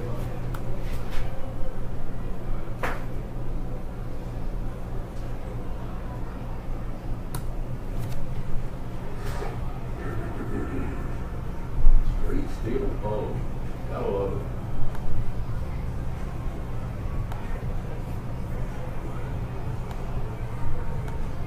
Hey, we are back here at Sanford Memorial Stadium as we head to the top of the 5th inning with Winter Garden coming up to bat. Jacob And Sullivan.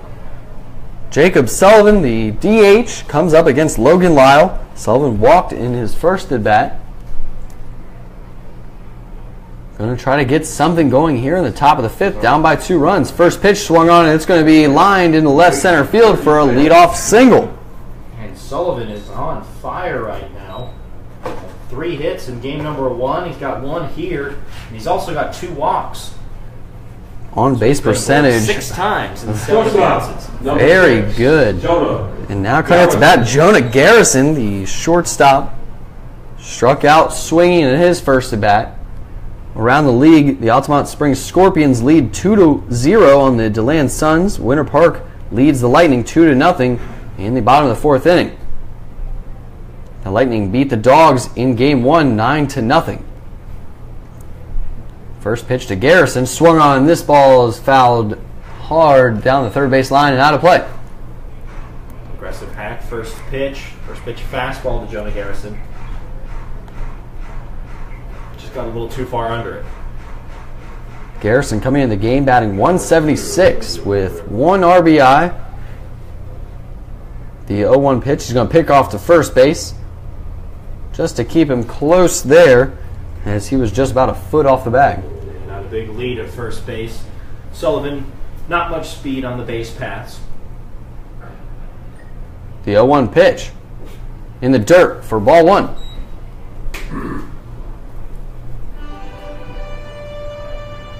Squeezer looking to put together a rally. They've got a lot of hits in this ball game. 5. They're out hitting the Rats 5-2, and yet they trail by 2. 1-1 pitch here on Jonah Garrison. Swung on and fouled straight back again. Almost the same spot as last time for strike number 2. 2 pitches that he's gotten under on and swung early. Maybe he's looking for a fastball. He's getting a few breaking balls. Lefty Lyle against the righty Garrison. 1-2 pitch, leg lifts and deals. Curveball, and he is very early on this one as it heads down into the bullpen. And I'm really wondering if that same pitcher is going to go get that one. That'll be maybe Lance Johnson going out there. Jonah Garrison on that pitch hit the ball hard, but he's way out in front on those pitches. Still hasn't gotten the timing right. 1-2 pitch. This one's fisted down the first base line and out of play, so we remain the same 1-2. Credit to Garrison, though, fouling off some tough pitches and staying alive, waiting for a pitch that he can handle. Garrison in every single at bat has seen 4 or more pitches in both games today. The 1-2 pitch. Swing and a miss, strike him out for out number 1. brings it back to the top of the lineup. That is the third strikeout for Logan Lyle on the mound. Burgess. 5th strikeout overall for Rats pitchers. Now head coach Kevin Davidson is going to go talk to his pitcher.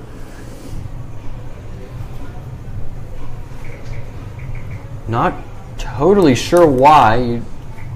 Maybe unless his day is done. It's not a huge pressure situation. A runner on first, 1 out.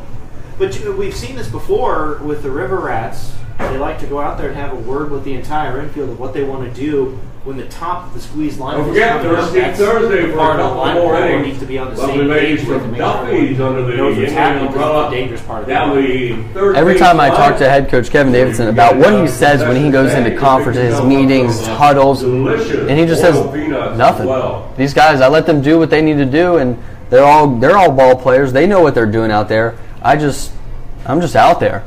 Just initiating the meetup. And I just laugh every single time because, he gets his guys rallied together and they do so well, but he doesn't say anything to them.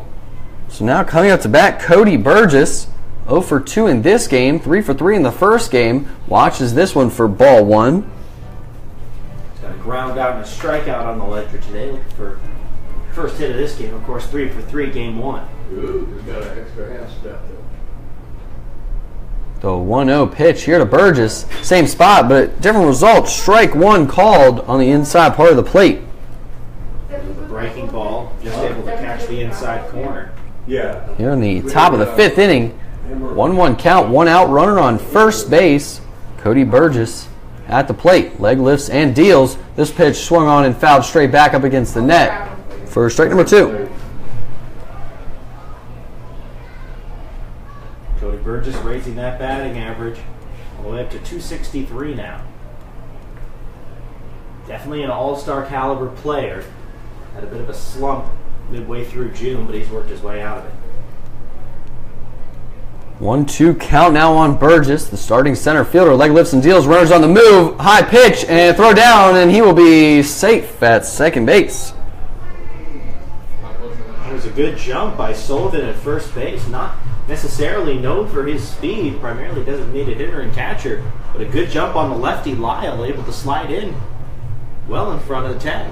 Sometimes lefties are easier to steal on if they're not coming over because you're going first moving. We saw what happens when that backfires earlier when Jacob Silverstein got picked off, but maybe for Logan Lyle not thinking that Sullivan would try and steal. 2-2 pitch here with 1 out, runner in scoring position. Cody Burgess swings at this one. It's going to go down the right field line. Jackson will down Alejandro Martinez. Chase, and it will land just foul. Cody Burgess having another good at-bat. In every at-bat in Game 2, he has seen 2 strikes. Logan Lyle, the first pitcher in Rats history to back up third base.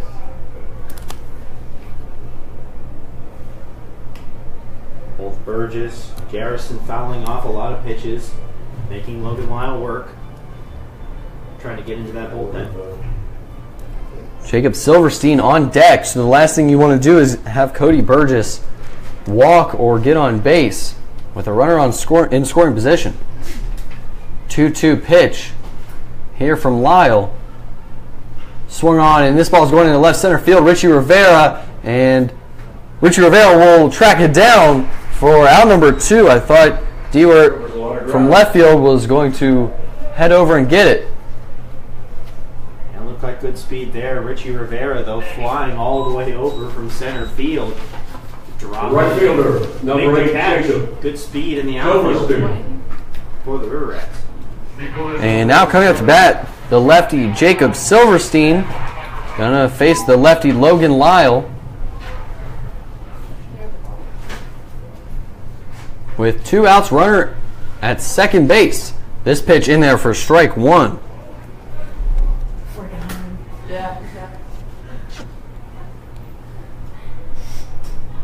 River Rats lead 3-1 here. They only have 2 hits. 0-1 pitch here to Silverstein. This ball is hit into left field, and Dewart is going to lay out for it, and he has got it for out number 3 to end the top of the 5th inning we head to the bottom of the 5th inning with the River Rats leading 3-1. Stay with us. We've got a good one going here.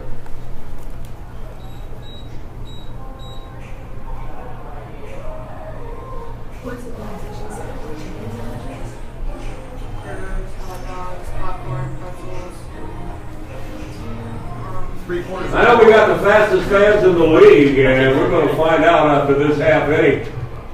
Races of the bases. If you're under 12, head on down behind the Rouse dugout. Down the first base line, we'll turn you loose after this half inning. All of you under the age of 12, head on down behind the Rats dugout, down the first base line, and it'll be races of the bases after this half inning.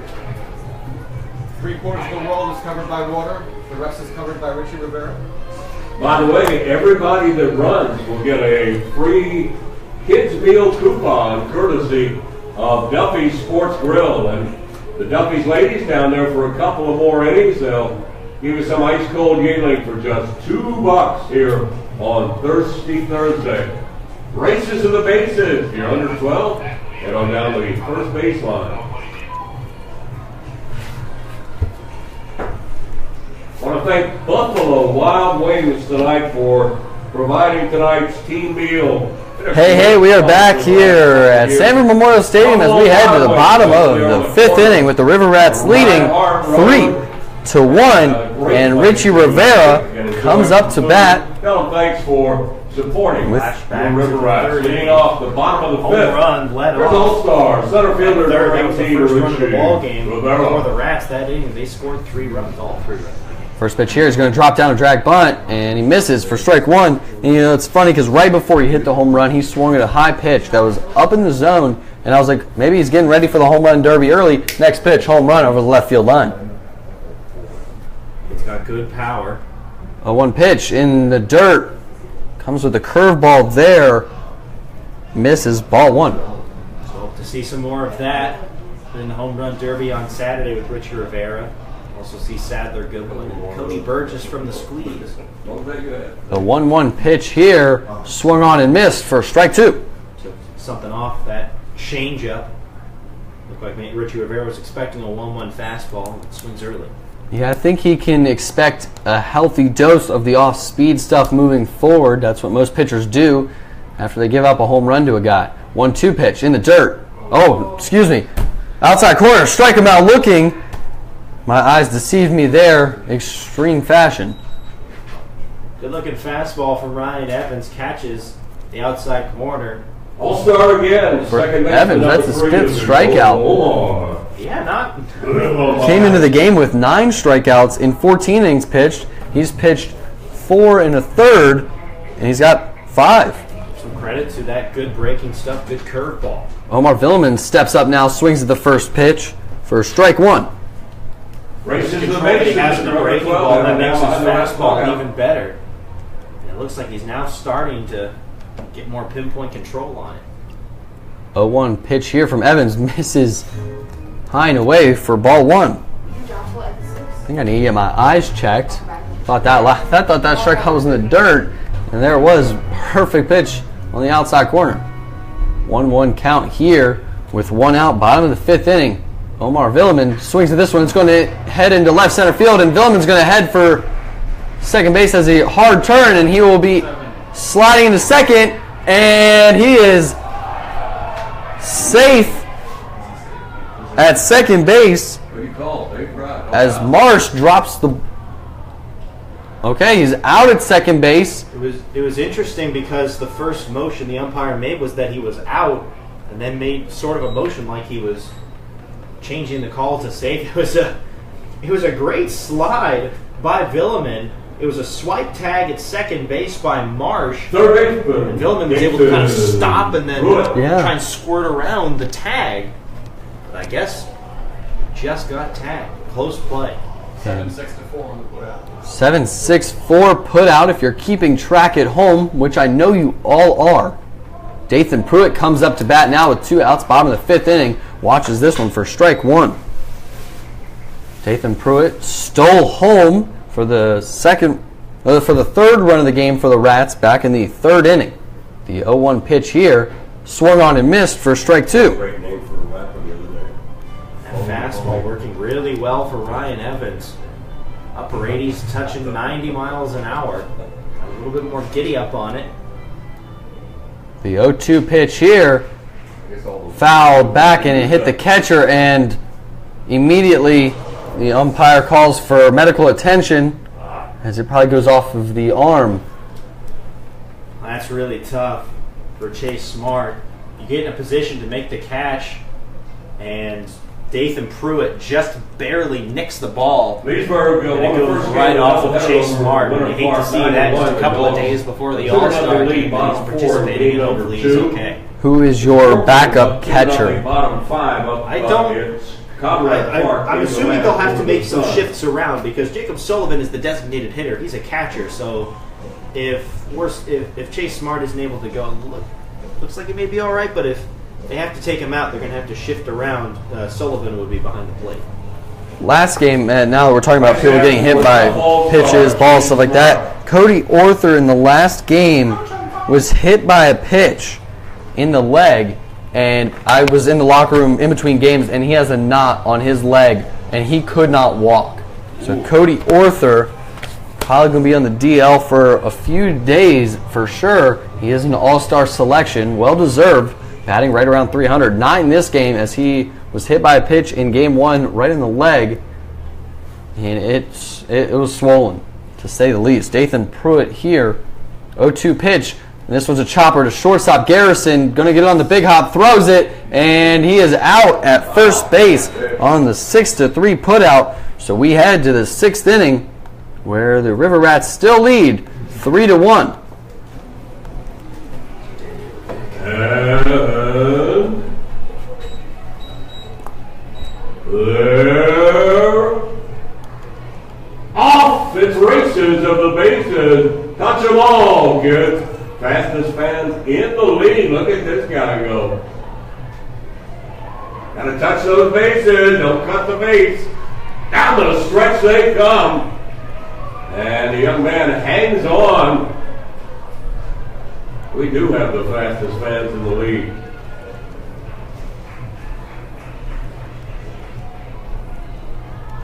The little lady got to head for home. Everybody enjoy your free kids meal at Duffy's. Here she comes. Gonna touch home. Safe at home. Good job. Hey there. One extra burgers? I have some. Yeah. Snickers.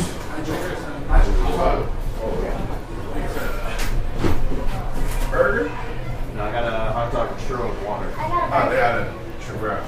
Oh. I got some burger. Enjoy your free kids meal at Duffy's. I Races forgot. of the Can you Bases. also give me? Yeah, we were making And again, thank you to Buffalo Wild Wings for tonight's team meal. It's too big a money maker. You got a water. Yeah. Okay. They, Can you also get it? I'm sorry. Tell me later. Yeah, I got you. Like you said, did you put this in? Yeah. Yeah, you get a foul tip off your hand and you lead off. No chance to rest. Leading off for the Hey, we are back here at Sanford Memorial Stadium. I'm Cody Shook alongside Kevin Valine, the Winter Garden Squeeze broadcast intern. We're calling a great one here. And then go right back. The River Rats lead 3-1 as we head to the top of the 6th inning. And the Winter Garden Squeeze come to bat. No matter what he does, he's a smart player. And it'll be Chase Smart, 0 for 1 on the day. Will face Logan Lyle. And this ball bounces away for ball 1. Looks like Chase Smart is okay after that foul tip hit off his hand or arm near the end of that last inning. Logan Lyle quick to the plate here. 1-0 in there for strike 1 called on the outside part of the plate. Chase Smart had a fly out in the first. He also walked and was stranded in second and third. 1-1 pitch. Same spot, just a little bit further outside. Ball 2. Tried to paint the corner there, and I can't blame him. Just missed on that pitch. Pretty looking Good fastball. 2-1 pitch in the dirt for ball 3. So Logan Lyle now falling behind. He has only walked one guy as he's only pitched 3 innings. Didn't start this game. Colton Provey started it for the River Rats. 3-1 pitch. Swing and a miss for strike 2. Jay Smart, green light, 3-1. And the fastball just a bit high and out of the zone. 3-2 count here. Nobody out. Top of the 6th inning. This pitch in the dirt for ball 4. Chase Smart walks for his 2nd at bat in a row. He's the only one to get aboard via the no, he's one of 2 guys to get aboard via the first. Here's the second baseman, number 1, Kyle Marsh. Good job by him getting on base, trying to get that offense going again, which has been kind of quiet since that 2nd inning where they scored their 1 run. And Kyle Marsh, the man that scored that 1 run, is up to bat. Had a double back in the 2nd inning. He's going to attempt the bunt, pulls it back. Called strike 1 anyways. Squeeze still have a fair amount of time in this game. We're in the 6th, so they may just be trying to move Chase Smart along, make this one a 1-run ball game if they can. 0-1 count here. Leg lifts and deals. That ball is hit straight up, and it is going to go into the stands. And one lucky fan is going home with a Florida College Summer League baseball. It will be an 0-2 count here with nobody out. Runner on first base. Winter Gardens down by 2 runs here in the 6th inning. Going to pick off the first base. Nothing happening. Just to keep them close there. Make sure they're not running on first movement. Saw Jake Sullivan get a stolen base, one of the Squeeze catchers. Chase Smart, the catcher today. You see him go for it. 0-2 pitch here from Logan Lyle. This ball is hit into right field. Jackson will downy. Omar Villeman give chase, and Omar Villeman almost overran it, but he caught it on the line for out number 1. He was running just beyond the foul line and stretched his arm back, able to make the catch. Good adjustment on the fly. Thank you to everybody watching on Facebook Live. I appreciate all the likes and all the comments. I see every single one of them. Thank you all so much. If you could please just share it so that way your family and friends can tune in to Winter Garden Squeeze and Sanford River Rats baseball here at Sanford Memorial Stadium. Thank you all so much. Logan Lyle on the mound here with 1 out in the top of the 6th inning. Going to pick off the first base. Nothing happening. Drew Frederick is at the plate here. Has a single and a pop-up to center field. Runner on first base is Chase Smart after the walk. This pitch swung on and hit, and Francis Villeman gives chase, but it will be to left field. Zach Dewart for out number 2. And I think that Drew Frederick just missed that pitch.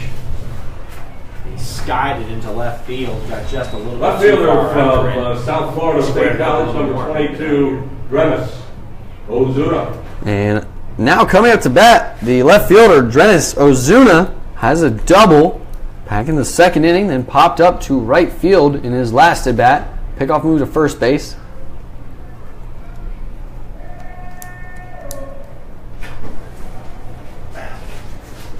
Logan Lyle, I mean, he walked the first guy in a very long, tough at bat, and then got the next 2 guys out very quickly. First pitch here to Ozuna, swung on and missed for strike 1. Aggressive swing by Drenis Ozuna.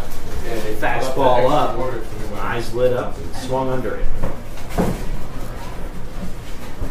2 outs here, top of the 6th inning. Logan Lyle into his 4th inning of work.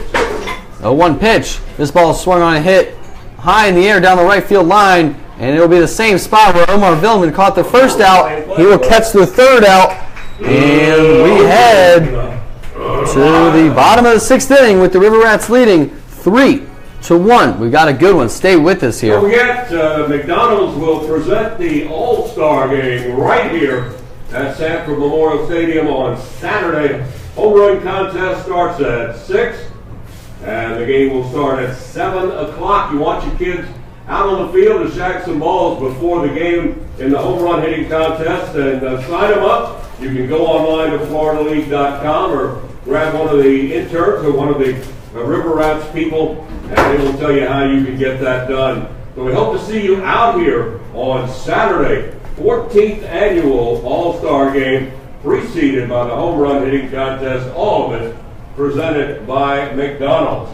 And then back next Tuesday, the DeLand Suns will be in, and the Diamond Dogs in next Wednesday and Thursday as we kick off the final 3-week stretch run of this season.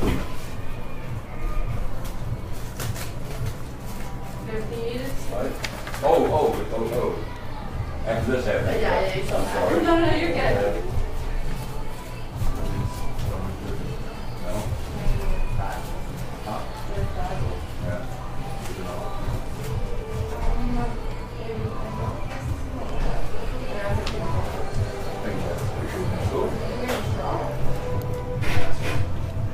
Hey, we are back here at Sanford Memorial Stadium. After the game, head coach Kevin Davidson will be up here on Facebook, as always, after the game. So if you have any questions, just comment them right now, and I will be sure to ask head coach Kevin Davidson any of the questions you guys want to know the answers to. First pitch at the bottom of the 6th inning is popped up, and it is dropped by the catcher. So Parker Quinn will be on by way of an error by the catcher. Just dropped off his glove and into fair territory. You have to wonder if that ball that hit him off the foul tip may have played into that. It looked like a routine play and just bounced off his glove. So Smart drops it there, and now the coach of the Winter Garden Squeeze is out there going to argue that one. This is not the first time that the coach has come out to argue a play today. There's been a few controversial calls, that's for sure. The first baseman, All-Star, number 19. And coming up to bat, the All-Star Alejandro Martinez, 1 for 2 on the day, with runner on first base after the E2 on the pop-up.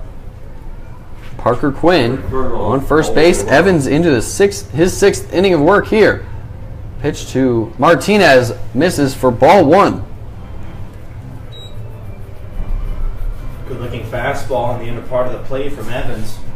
Able to get the call, just missed. Quick pick off to first, and he slides in safely, but very close there. Weird call. Martinez coming into the game batting .271 with 1 home run and 8 RBIs. This pitch swung on and it is popped straight up. So the catcher gets some redemption here, but it is going to just go off of the net. So Smart does not have the opportunity to catch that one. Chase Smart up out of the crouch quickly, goes back to the net. Lands just about a foot into that net up above the bleachers. Martinez has 16 hits, 2 doubles, 9 walks. This pitch misses outside for ball 2. Martinez with a strikeout in the third. Had a base hit in the first, stranded at second base. Martinez was the second strikeout back in the 3rd inning. This ball is cued down the first base line and goes foul for strike number 2.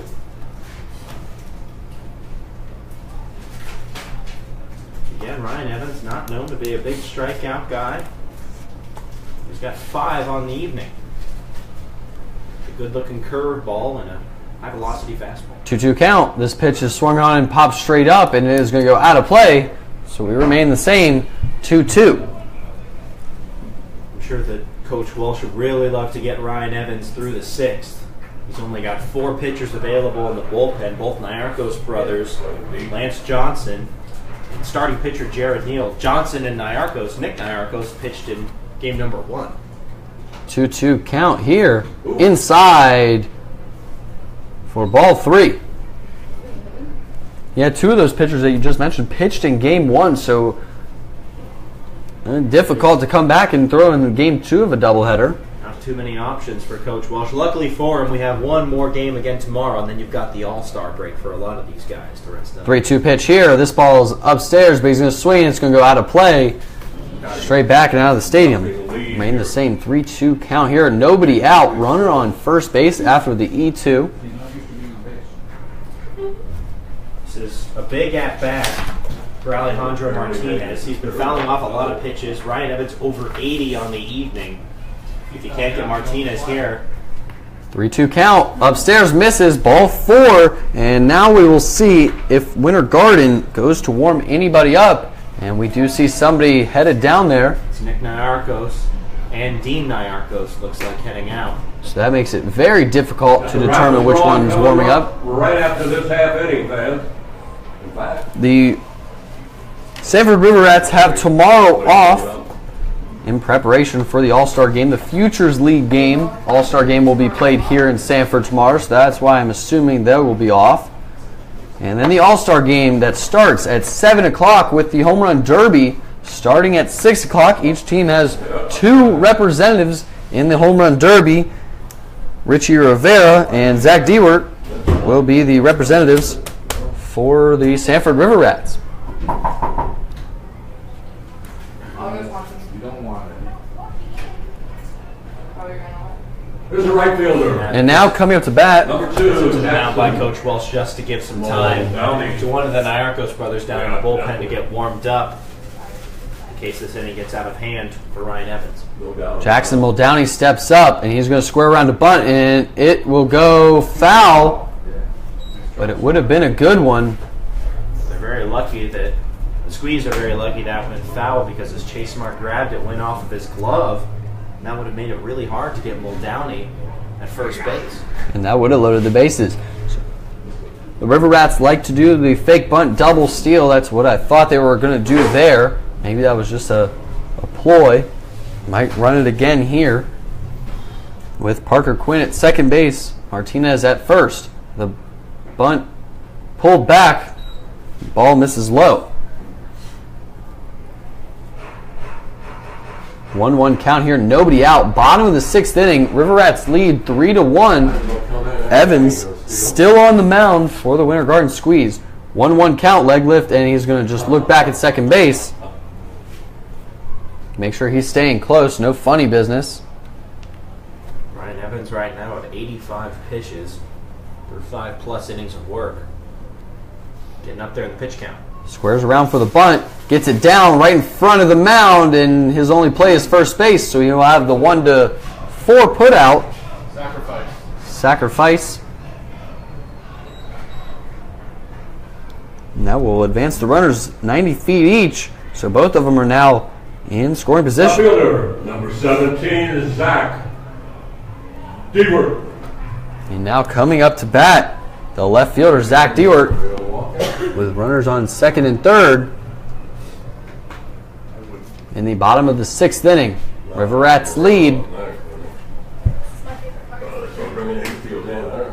Infield's coming in, getting ready for a play at the plate. First pitch swung on, and it goes straight up. Wow. And that's why you don't want them. And the shortstop, Garrison, has got it for out number 2. So very unproductive bat there. Can't bring in a guy from third. Not only does that not drive in the runner from third base, but that saves Ryan Evans' pitch count.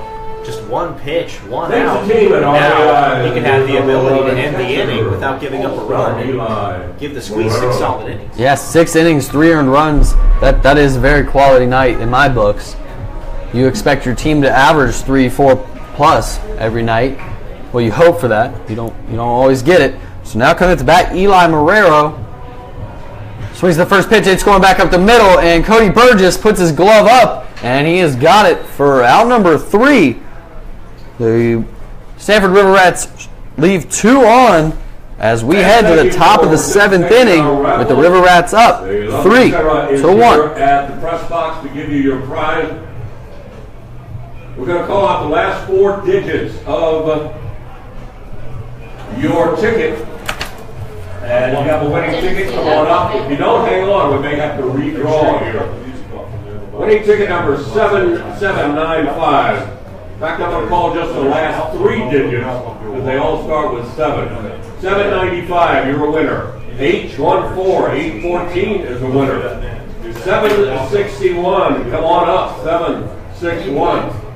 725 is a winner. 725. 848, we got a prize for you. Come on up. 848. 738 is a winner. Come on up.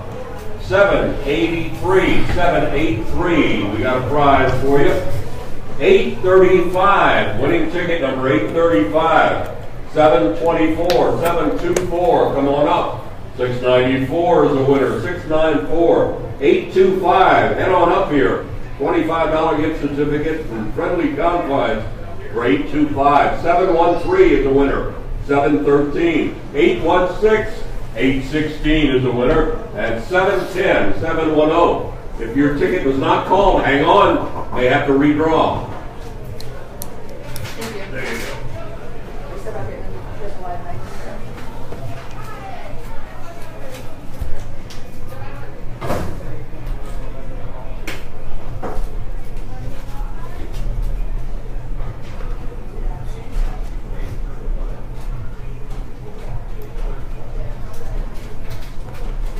Hey, we are back here at Sanford Memorial Stadium. I'm Cody Shook alongside Kevin Moline, where we've got a good one going here between the Sanford River Rats and the Winter Garden Squeeze. We head to the top of the 7th inning, where John Raditsky comes up to bat, the big left-handed batter, plays first base. The lefty-lefty matchup here. Logan Lyle on the mound. Raditsky looks at this one for strike 1. Raditsky looking to avoid his 3rd strikeout of the night. Struck out swinging in the 2nd and caught looking in the 4th. Looks at this one for ball 1 low. Raditsky struck out twice in game 1 and had a walk. So a rough day at the plate for the first baseman. 1-1 pitch. Watches this one miss for ball 2. Started to go around but was able to hold up his swing on the breaking ball down and away from the lefty. 2-1 count now from Logan Lyle. Dangerously. Misses in the dirt for ball 3, and the last thing you want to do in your 5th inning of work, walk the leadoff guy. But the River Rats do have some bullpen guys available. 3-1 pitch here. Drops in the off-speed stuff for strike 2. So bold move there, pays off, coming with the 3-1 off-speed stuff. Looked like a slider just sweeps right across the plate. Hard to do anything with that as a hitter on 3-1. Misses with the same pitch low, and he walks the leadoff man, John Raditsky. Slowing us down, isn't it? To start the 7th inning. And that brings us to Jacob Sullivan. 1 for 1 on the day. Single, a Here's walk, the stole a DH, number 11 base, Jacob had a couple of hits in Sullivan. game 1. He has been a hot hitter since partway through game 2 of the doubleheader last night. And I assume that the River Rats are going to start warming somebody up. I can't see down the line to the bullpen. One man on here, and that ball swung on and hit high in the air as Francis Villeman calls for it. Along the line, he has got it for round number 1. First out of the inning.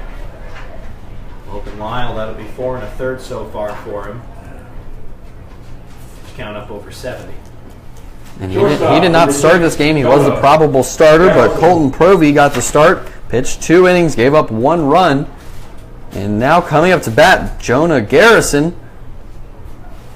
0 for 2 with 2 strikeouts to this point. 1 out, runner on first base. This pitch swung on and fouled down the third base line into the squeeze bullpen. Jonah Garrison can be prone to the strikeout at times. A little bit more comfortable at the plate the last couple of days, despite some of the strikeouts. Garrison had a single in game 1 of this doubleheader. The 0-1 pitch upstairs misses for ball 1. Garrison would love to get on base and get 2 men on. Shift it back to the top of the lineup. This Winter Garden top of the lineup is very good, very talented, especially when Sadler Goodwin comes back. 1-1 pitch swung on. That ball is hit to deep center field where Richie Rivera puts his hand up, and he has got it for round number 2.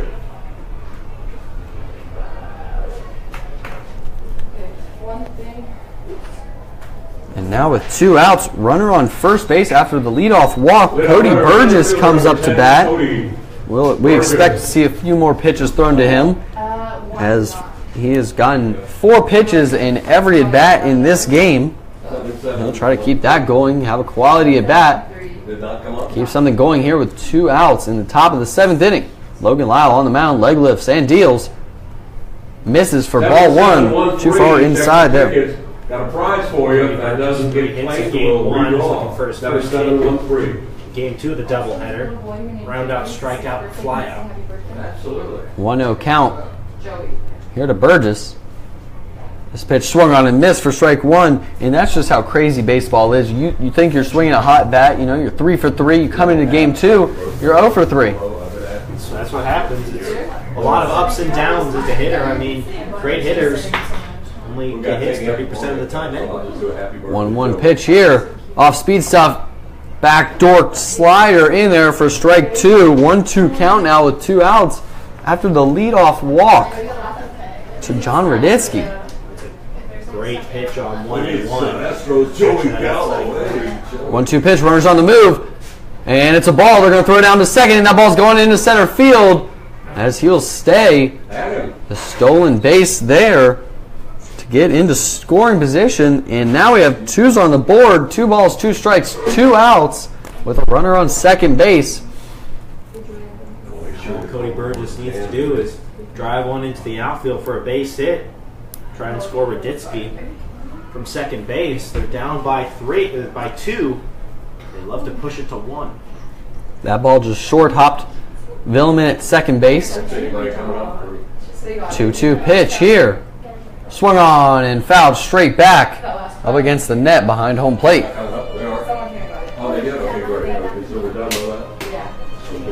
up near his eyes. I was able to make contact and stay alive. As a pitcher, what are you throwing here? What are you thinking? Well, you've got a pitch to work with on 2-2. But the way Cody Burgess is right now, and with how Logan Lyle's breaking stuff is working, I'd say a curveball or changeup on the outside. And we will see it right here. 2-2 pitch off speed in the dirt for ball 3. So now we have a full count.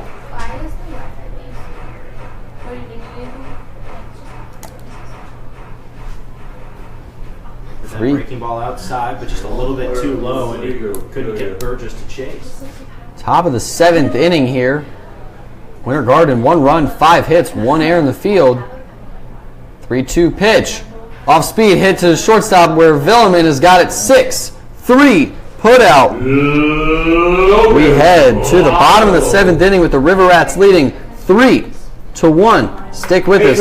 For a few more innings of ball, we've got a good one going here at Sanford Memorial. Special happy 6th birthday to Joey in the house. Everybody on 3 say happy birthday, Joey. 1, 2, 3. Happy birthday, Joey. And thank you for spending it here. And also to all of you, time to stand up and stretch your legs. Courtesy of EW Fitness, it's the 7th inning stretch. I want you to sing along with Take Me Out to the Ball Game. Ready? 1, 2, 3. I forgot to tell you, sorry. But, because they even never said it was wrong, yeah. They never said it was wrong, so I guess. Yep, it's Dean Marco.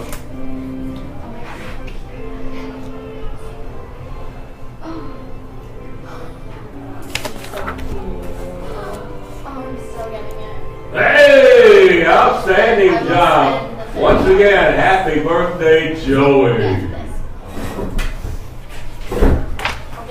I forgot to tell you.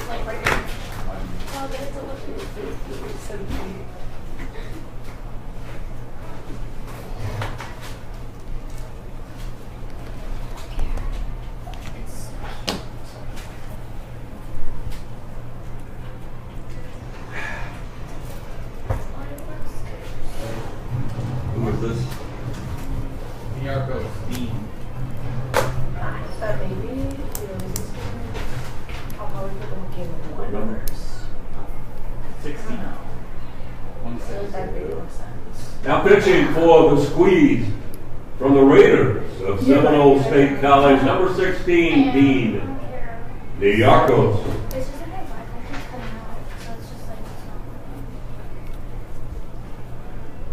not. Hey, we are back here at Sanford Memorial Stadium as we are heading to the bottom of the 7th inning, where the Riverbacks are going to try to add on to that 3-1 lead, but they're going to have to do it against a new pitcher, Dean Niarchos, for the Winter Garden Squeeze. Dean Niarchos, a freshman out of Seminole State College, 6'3", 180, throws from a sidearm, almost a submarine style. He struggled this year, 10.5 ERA, and closes the book on a nice outing for Ryan Evans. And he comes up and he hits the first guy, Francis Villeman, right in the back. And that is the last thing you want, especially from a depleted bullpen, as the Winter Garden Squeeze don't have many guys left. And you don't want your reliever to come in and hit the first guy. That's why it's all the more important that Ryan Evans was able to give you 6. The Squeeze have 3 regular relievers alongside Jared Neal, their starters, so they would love to go Niarchos, and Johnson. Richie Rivera comes up and he's going to push this bunt down the first base line, and he's going to beat the first baseman, and he will have the infield single on the drag bunt. Watching, see if he stayed in the baseline, huh? So just like that, a hit by pitch and a bunt single to start the bottom of the 7th inning brings up Omar Villeman, 1 for 2 on the day with a walk. There's the second baseman. And that's tough for Dean Niarchos. He's only 4 pitches, and 2 men have placed, one on the hit by pitch and another just on a perfectly placed bunt down the first base line. Ryan Evans did pitch exceptionally well. 6 innings, only gave up 3 runs. He is in line for the loss at this point. Runners take off, and they're going to throw down to second, where they have got him for out number 1. And Richie Rivera, a guy that does not get thrown out very often, gets thrown out there on the caught stealing, and he's got some words for the umpire as he walks off the field. Still think they got him just by a bit. A great throw from Chase Smart. Dean Niarchos, not the fastest pitcher to the plate. Chase Smart was able to grab that breaking ball and throw a strike to Kyle Marsh at second. And now the infielders will play in for that play at the plate. Francis Villeman at third. Omar Villeman at the plate watches this one for strike 1, 1-1 count now. And I think that Richie Rivera did not get a very good jump off. I think Villeman led the double steal charge, and then Richie Rivera saw it and was like, hey, I got to be on second base now. So I don't think he had quite the step on that one. 1-1 pitch outside for ball 2. Niarchos almost doing the splits on that last pitch. Able to keep himself upright. Omar Villeman, a very good contact guy, coming into the game batting .279, 2 home runs, 10 RBIs, watches this one for ball 3. I think it would be really cool, if you're at bat and your brother is 90 feet away from you on third base, just playing baseball with a sibling. Probably a really cool feeling. Both of these teams have brothers on their teams. Yep, very true. 3-1 pitch here inside, misses for ball 4. And you got to think, what if they didn't do that steal? It'd be bases loaded here. Coach Walsh is going to come out. See if they're going to make another move to the bullpen or if they're just going to bring the infield in. It looks like they're going to be bringing in a new pitcher. So Dean Niarchos' day is done after recording 1 out. He is responsible for the runners on first and third base. And we're going to find out who this new pitcher is coming into the game. Dean Niarchos. You're in the bottom of the 7th inning with 1 out. I have to wait and see for sure, but it looks like that's Nick Niarchos coming in. Wow. I mean, it's a big point in the game for the Winter Garden Squeeze. Runners on the corners, 1 out, and you're down by 2. You're already late in the game, only 6 outs left. It's kind of make it or break it right now for the Squeeze. Hey, we got a defrost here. Yeah, for sure. So we are going to find out who this pitcher is.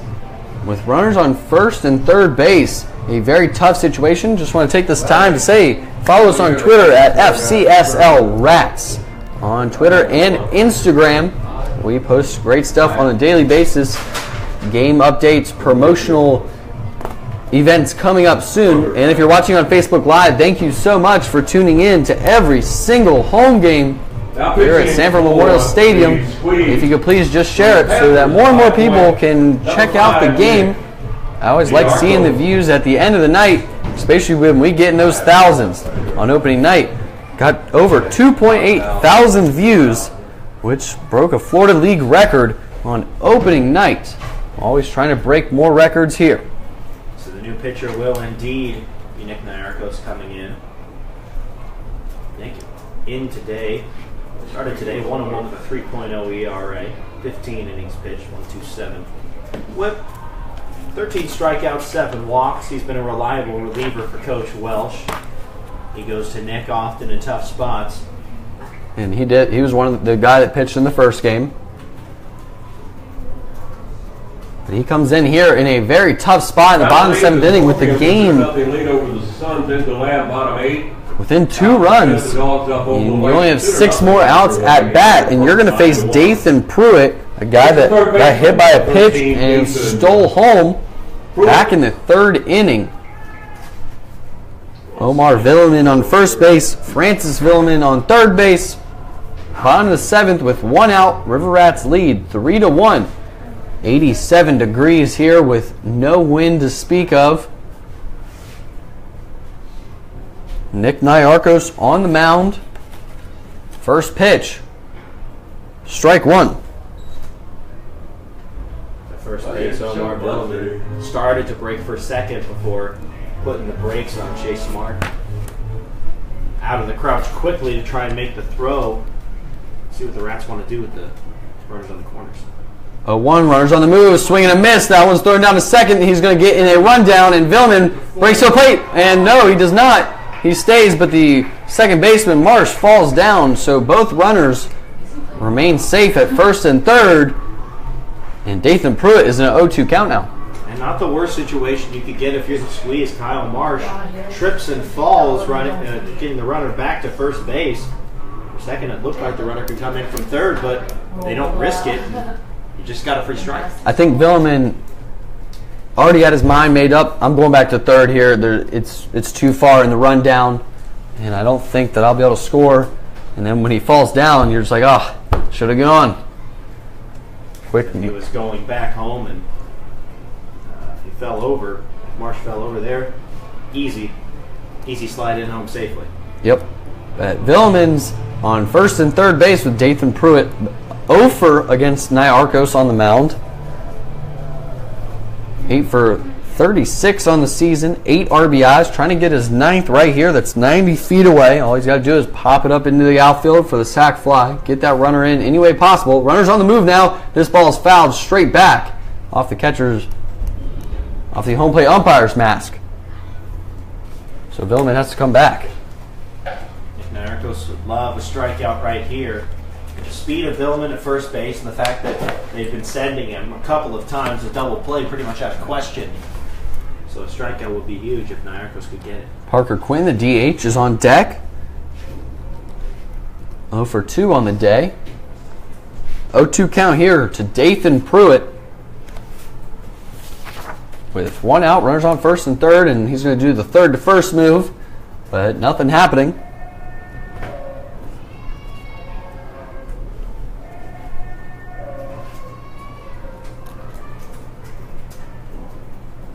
Oh, 0-2 count here. Leg lifts and deals. Runners on the move. This ball is fouled out of play. Back out of the stadium. We remain the same. 0-2 count here. So Dathan Pruitt, another quality at bat. Off a number of tough pitches. Omar Villeman has been on the move for each of those. Yeah, so has to keep on going back to first and lacing him up and doing it again. But River Rats are just trying to stay out of the double play, as Pruitt does put the ball on the ground, but a lot of times he beats it out because he is very quick. 0-2 count, runners on the move. This one's chopped down the third base line. Francis Villeman's headed home, play at the plate, and he is out. And Omar's going to head to third, and he will be out at third. So a 5-2-6 double play to end the 7th inning. Out of an inning, huh?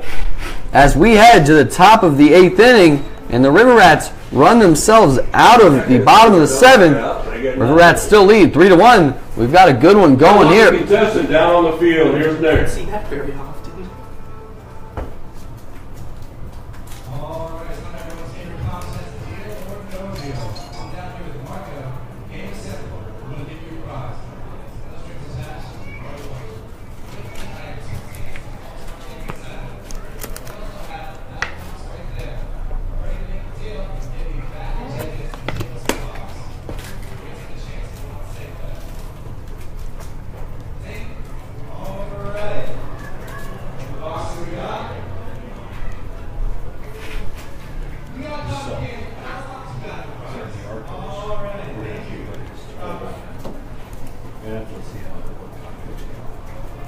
I think we put in as a whole separate game. We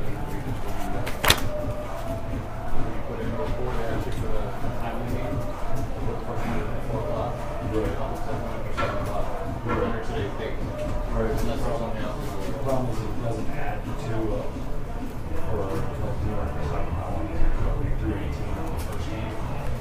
So it doesn't add up, let's say, we threw up a trifecta. So we have to, I think we have to add them up on that. See what I'm saying? So we'll have to put in as this total for the day. Okay. I'll take a look and see how it handles it, and then if any of it, just put it in one entry for the total. I think that's what we're going to have to do. Yeah. But I don't know whether you can go back and delete what you already put in there now. So I can tell him to do that on the back end. Leading off for the Squeeze in the top. Hey, we are back here at Sanford Memorial Stadium. I'm Cody Shook alongside Kevin Valine. We're in the top of the 8th inning after a crazy bottom of the 7th where the River Rats run themselves out of an inning. The River Rats lead 3-1. And now coming up to bat, Jacob Silverstein, 1 for 3 on the day, gets hit by the first pitch from Logan Lyle, so he will take that free 90 jog down to first base, and head coach Kevin Davidson immediately comes out and he calls for the right-handed pitcher. Logan Lyle probably just bringing him back out for another inning to see what he's got. First pitch he throws way inside on Silverstein and it hits him. How about a nice hand for Logan? Logan Lyle, an absolutely phenomenal game. Five innings pitched, 2 hits, no runs, 3 walks, 3 strikeouts. A hit by pitch. And coming into pitch now, Jacob Webb, a 6'3", 225-pound freshman from Dallas Baptist. Mostly been used as a starter. 1-2, a 4.32 ERA. Pitched out of the bullpen on the 1st of July against the Suns. Perfect 1 inning. And he faced the Squeeze on June 15th. He went 5 innings and picked up the win. 4 earned runs, 6 hits, a walk, and 4 strikeouts. But the Squeeze have seen Jacob Webb before. Yep, he did start that game against Ryan Evans, the starter for Winter Garden today. He did do very well. Sadler Goodwin got to him for the home run. You said he pitched 5 innings in that game? So, yep, 5 innings pitched. And Kyle Corbin, I don't know if you remember him. Kyle Corbin. He hit a home run that game too. Tyler Halls, I feel like these guys aren't on your team anymore. I just named 3 guys that aren't in the lineup today. Now Sadler Goodwin is hurt. Kyle Corbin's also been hurt. Tyler Halstead. Halstead not in the lineup the last couple of days. From Dallas. And Drew Frederick had a triple off of Jacob Webb. So these guys have seen him.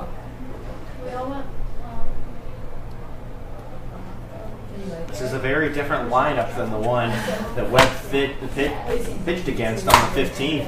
Case in point, Chase Smart on deck. Well, he's going to be hitting now. He wasn't even on the team on the 15th. His first appearance is going to be on the 19th here in Sanford. Just when we thought this game was rolling right along, we've had, 3 pitching changes in the past few minutes here. But nonetheless, we're in the top of the 8th inning. River Rats lead 3-1. The Winter Garden Squeeze are at bat. Logan Lyle hit the first guy of this inning, which is how Jacob Silverstein got on first base. There's been a lot of hit by pitches today. Mostly against the River Rats, but right there it was Logan Lyle that hit Jacob Silverstein. And Chase Smart, 0 for 1 with 2 walks, up to bat now. First pitch here, misses for ball 1. Chase Smart hit aboard twice on free passes, 0 for 1, flew out in the first, walks in the 3rd and 6th. 1-0 pitch here. Outside corner, in there for strike 1. I'm really watching the guy on first base, Silverstein, because I'm really thinking he's going to take off. He got caught stealing earlier, got picked off, but he's a guy that has a lot of speed, 6 stolen bases on the year. And there's a lot of movement over there from him. 1-1 pitch. Runner stays, misses, ball 2. That one 89 miles per hour from the freshman from Dallas Baptist. Silverstein an important run at first base, trying to at least bring this to a one-run ball game if you're the Squeeze. Top of the lineup for the Squeeze. Very good, very talented. Pickoff move to first. Slides in safely. Got a better move than Lyle. 2-1 count here. Squeeze 1 run, 5 hits, 1 error. River Rats 3 runs, 4 hits. 2-1 pitch. Fastball in the dirt, hits in front of the plate for ball 3. So Webb comes in, not painting the strike zone here. And that is not what you want. And Silverstein may be thinking, I can just move down to second base if Chase Smart gets walked. 3-1 pitch inside, and that will be ball 4. Two first batters of this inning reach base on a hit by pitch and a walk. Second baseman See from what Embry-Riddle, number Squeeze 1, want to do with Kyle Marsh. He's been a hot hitter, a home run game 1, double here in game 2. If they want to let him swing away, or if they're going to be going for a bunt. Because, man, those are 2 huge runners, tying run at first base from Chase Smart. And we talked about this earlier in the small ball in the Winter Garden Squeeze. They like to do the small ball stuff. They also like to hit the doubles in the gap. The 0-0 pitch here from Webb. In there for strike 1. Had to go with the off-speed stuff. No outs. Kyle Marsh didn't square around the bunt. So at this point, it's looking like he'll be hitting away. Down in the count here. 0-1 runners on first and second base. Drops in another off-speed pitch in there for strike 2. That one looked a little higher, but still got the call. Kyle Marsh in a tough spot. 0-2. Have to protect and try and somehow move the runners over. 0-2 count here. Jacob Webb. Leg lifts and deals. Strike him out swinging for out number 1. Third baseman Strikeout from of Milwaukee. Troy, number Chase Smart, 26, runners Drew on first and second. Frederick. Blows Marsh away with a fastball, 3 pitches, and a strikeout. Drew Frederick, like I mentioned, he had a triple against Webb in their first matchup back in early June. First pitch here, curveball left it upstairs, ball 1. Drew Frederick had a base hit earlier in the second, 1 for 3. Looking to come up in a big spot. Runners on first and second base, top of the 8th inning, 1 out. The 1-0 pitch, swung on and fouled straight back up against the net, behind home plate. For strike 1.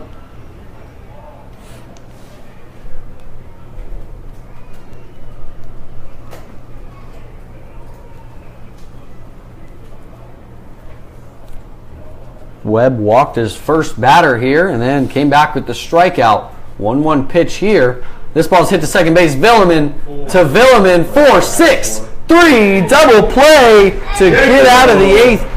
As we head to the bottom of the 8th with the River Rats leading 3-1. Stick with us. We've got a few innings left of great baseball here at Sanford Memorial.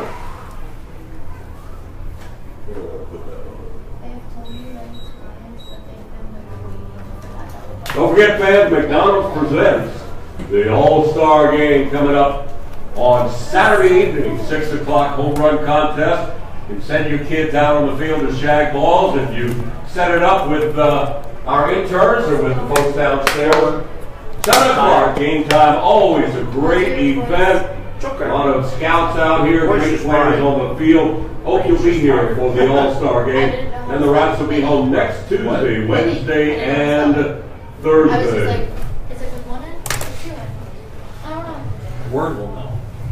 I hope. I was typing it, so that's my message. It wasn't fixing it. You look like an idiot. Yeah, I know. I was just like, brain fart.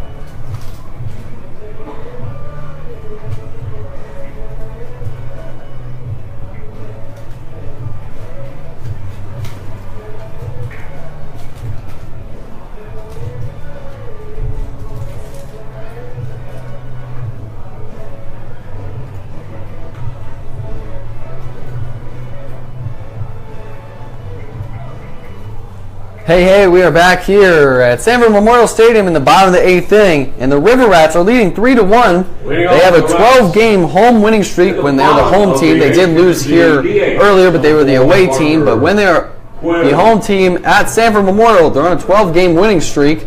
Put that stipulation in. Have to, because, I mean, it's still a thing. You know, you're 12-0 at home. This pitch in there misses for ball 1 on Parker Quinn. The DH tonight, 0 for 2 to this point.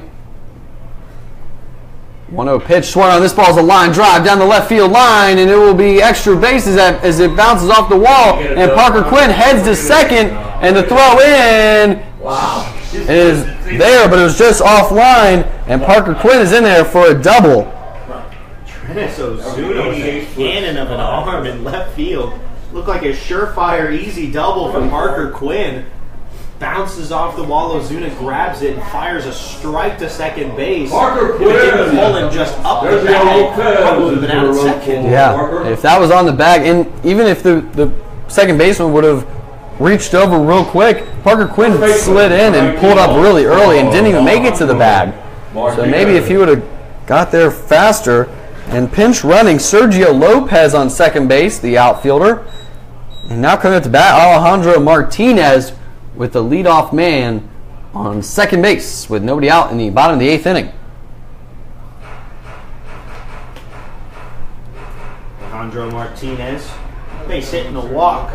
Strikeout sandwich between those two. First pitch here. Gets away from the catcher, and Lopez is going to move up to third base.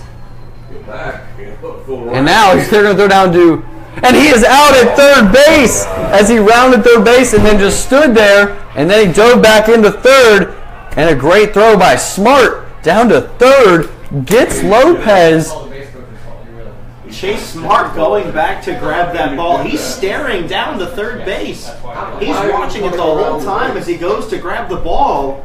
Sees that Parker Quinn takes a large lead and is slow to get back and decides to fire to third base. So that goes down as a stolen base and then a caught stealing. It goes down as a wild pitch and put out. Okay, goes down as a wild pitch and a put out. That's not a caught stealing.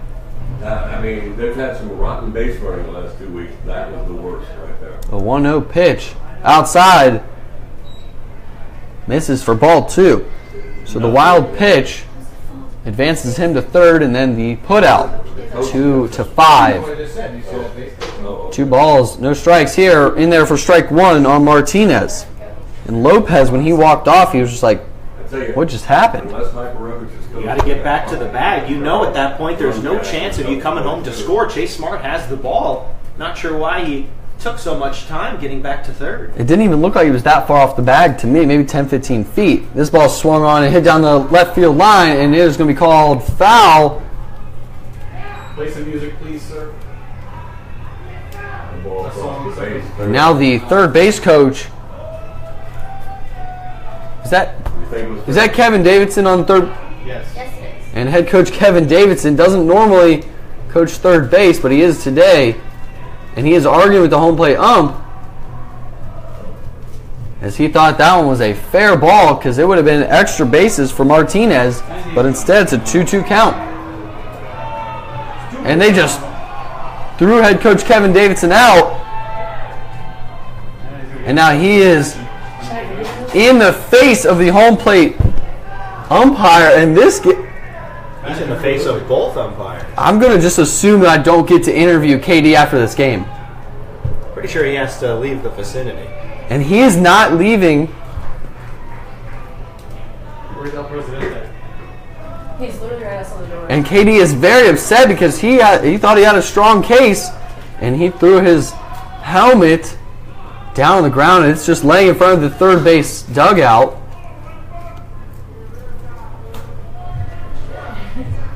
So head coach Kevin Davidson gets thrown out, and now he's just getting his money's worth as I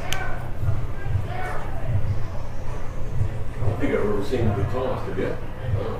Kevin Davidson, that is the second time he's been thrown out of a game this year. The first one at Altamont Springs in the second game of the year. That one was on the road. And now head coach Kevin Davidson has to leave.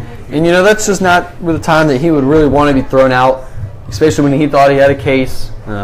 It's a judgment call, really. Right down the line, he thinks he has a good angle for it and thinks he sees it bouncing just fair. And you got to think maybe a little frustration after Sergio Lopez just got thrown out at third base. Yeah, you have to think that too. He had a double thrown out at third, and you just almost had someone on second. 2-2 pitch here, swung on and hit to third base, of course, and Fredericks got it for the 5-3 putout. I don't think there was any question that that was a fair ball down the third base line. Is that what you thought as well? Okay, all right. So the squeeze guy, all right. He said it was fair. I think it was fair. Oh my goodness. And you know, me personally, I don't really like to see guys get thrown out. I talk to head coach Kevin Davidson on a daily basis. Great guy, great coach, and a really relaxed guy. So to see him get heat like that, he definitely thought he had a case. And now coming to bat, Jackson Muldowney, the right fielder, watches that one for strike one. I'm just hoping Cody gets on his Facebook and checks out the Facebook Live to watch the rest of the game. Just to make sure that his team picks up the win. The 0-1 pitch. Swung on. This one, of course, goes to third base, and Frederick has got it for the 5-3 putout. So all 3 outs go to third base in one way or another. And we head to the top of the 9th inning. River Rats lead 3-1. Stick with us. 3 outs left in this ball game, unless the Winter Garden Squeeze can tie it up here late. Don't forget about the 4th out. I know I want the Squeeze to win this game, but the other thing I don't want to happen. Thanks to Buffalo Wild Wings again for supplying tonight's team meal, the Duffy Sports Grill, for helping us out as usual on Thursday to the Sanford Herald and Waits Pro, our presenting sponsors. Yeah. You guys hit a home run and another big up. I guess you just had a double, letting Sergio Lopez halfway down the line there for no reason at all. Okay, that's fine. Yeah. To put it lightly. All right. Well, I mean, as a base runner, you know, when the coach goes back, you know, where are you going? What good are you doing? As a base runner, there's nothing to do but watch the play in front of you. Exactly. It's not like you have Watch access the to play in front of you. There's nobody out. This guy got 4 strikes. They're going to take 6.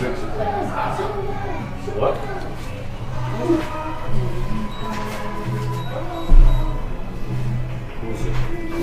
I mean, I wonder how many times they have not scored a guy, and that counts as 1 right there. At least 3, maybe 4. At least 3.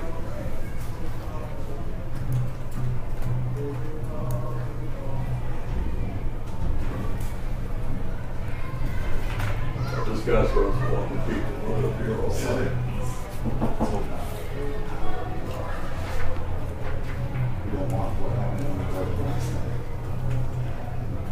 The runners in scoring position, they're asked for 2 for 11. You said Everett as a height.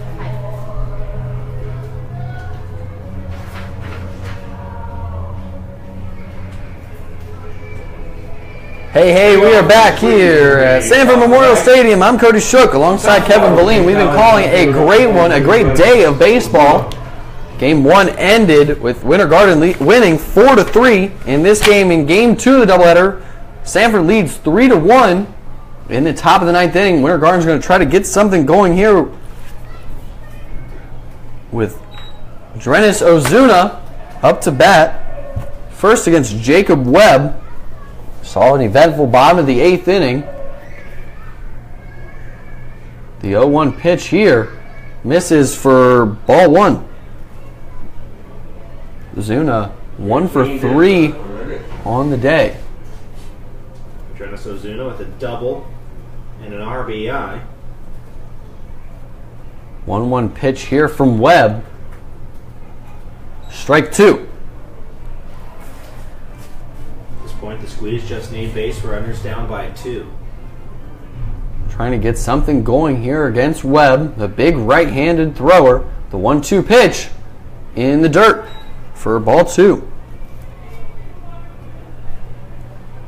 If you've been watching on Facebook Live, head coach Kevin Davidson was just thrown out of the game in the bottom of the 8th inning after a controversial call down the third base line. This pitch, 2-2, swung on and strike him out swinging for out number 1 here in the top of the 9th inning.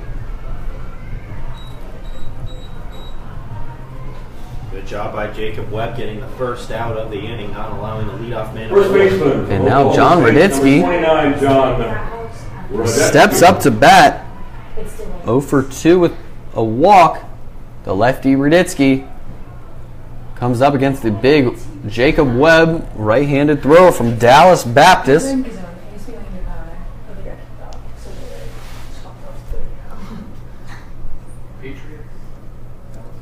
Raditsky actually stole a base in the 7th inning. First baseman, big guy, able to get down the line after getting aboard to get a free pass.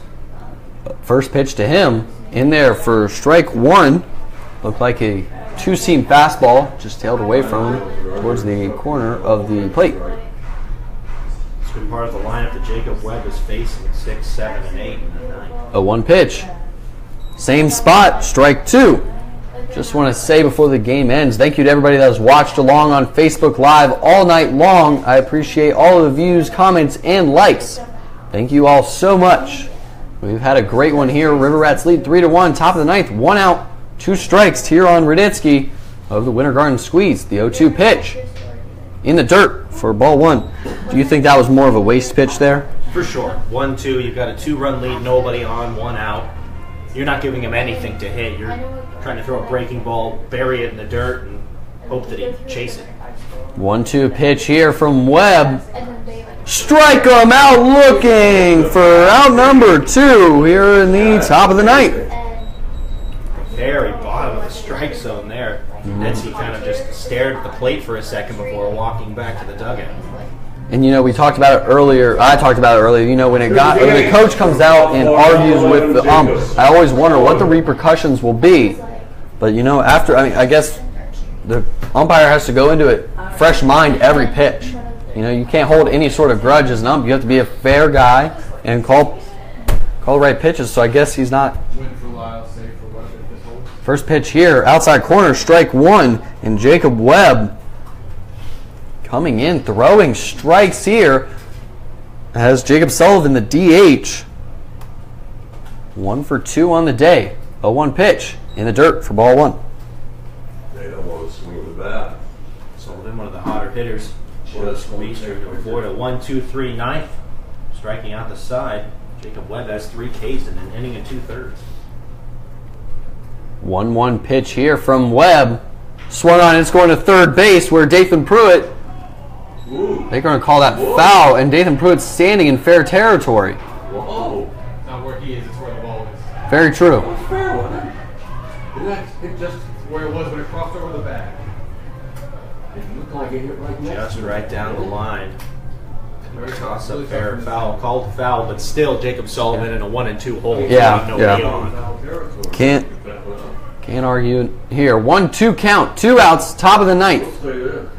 1-2 pitch, strike him out swinging to end the ball game as Jacob Webb strikes out the side to end the ball game as the Sanford River Rats go to 18-8 on the year before the All-Star game. They extend their home winning streak to 13 games. Off tomorrow, and then we'll be here for the All-Star game. Outstanding save for Webb, an outstanding win Team shorthanded, not a whole lot of Wild. players, so I'm sure they're glad taking at Good least job one of the starting 2 games for in the Colton doubleheader after Crowley dropping as 2 games well. It was an absolutely great day of baseball here at Sanford Memorial. And going home, Logan Lyle will take home the win, and Ryan Evans will take home the loss for the Winter Garden Squeeze. Thank you all so much for tuning in all night long. For Cody Shook and Kevin Valine, that is it from Sanford Memorial. Thank you all so much, and drive home safely. And then the Rats will be back home next Tuesday. Wednesday is the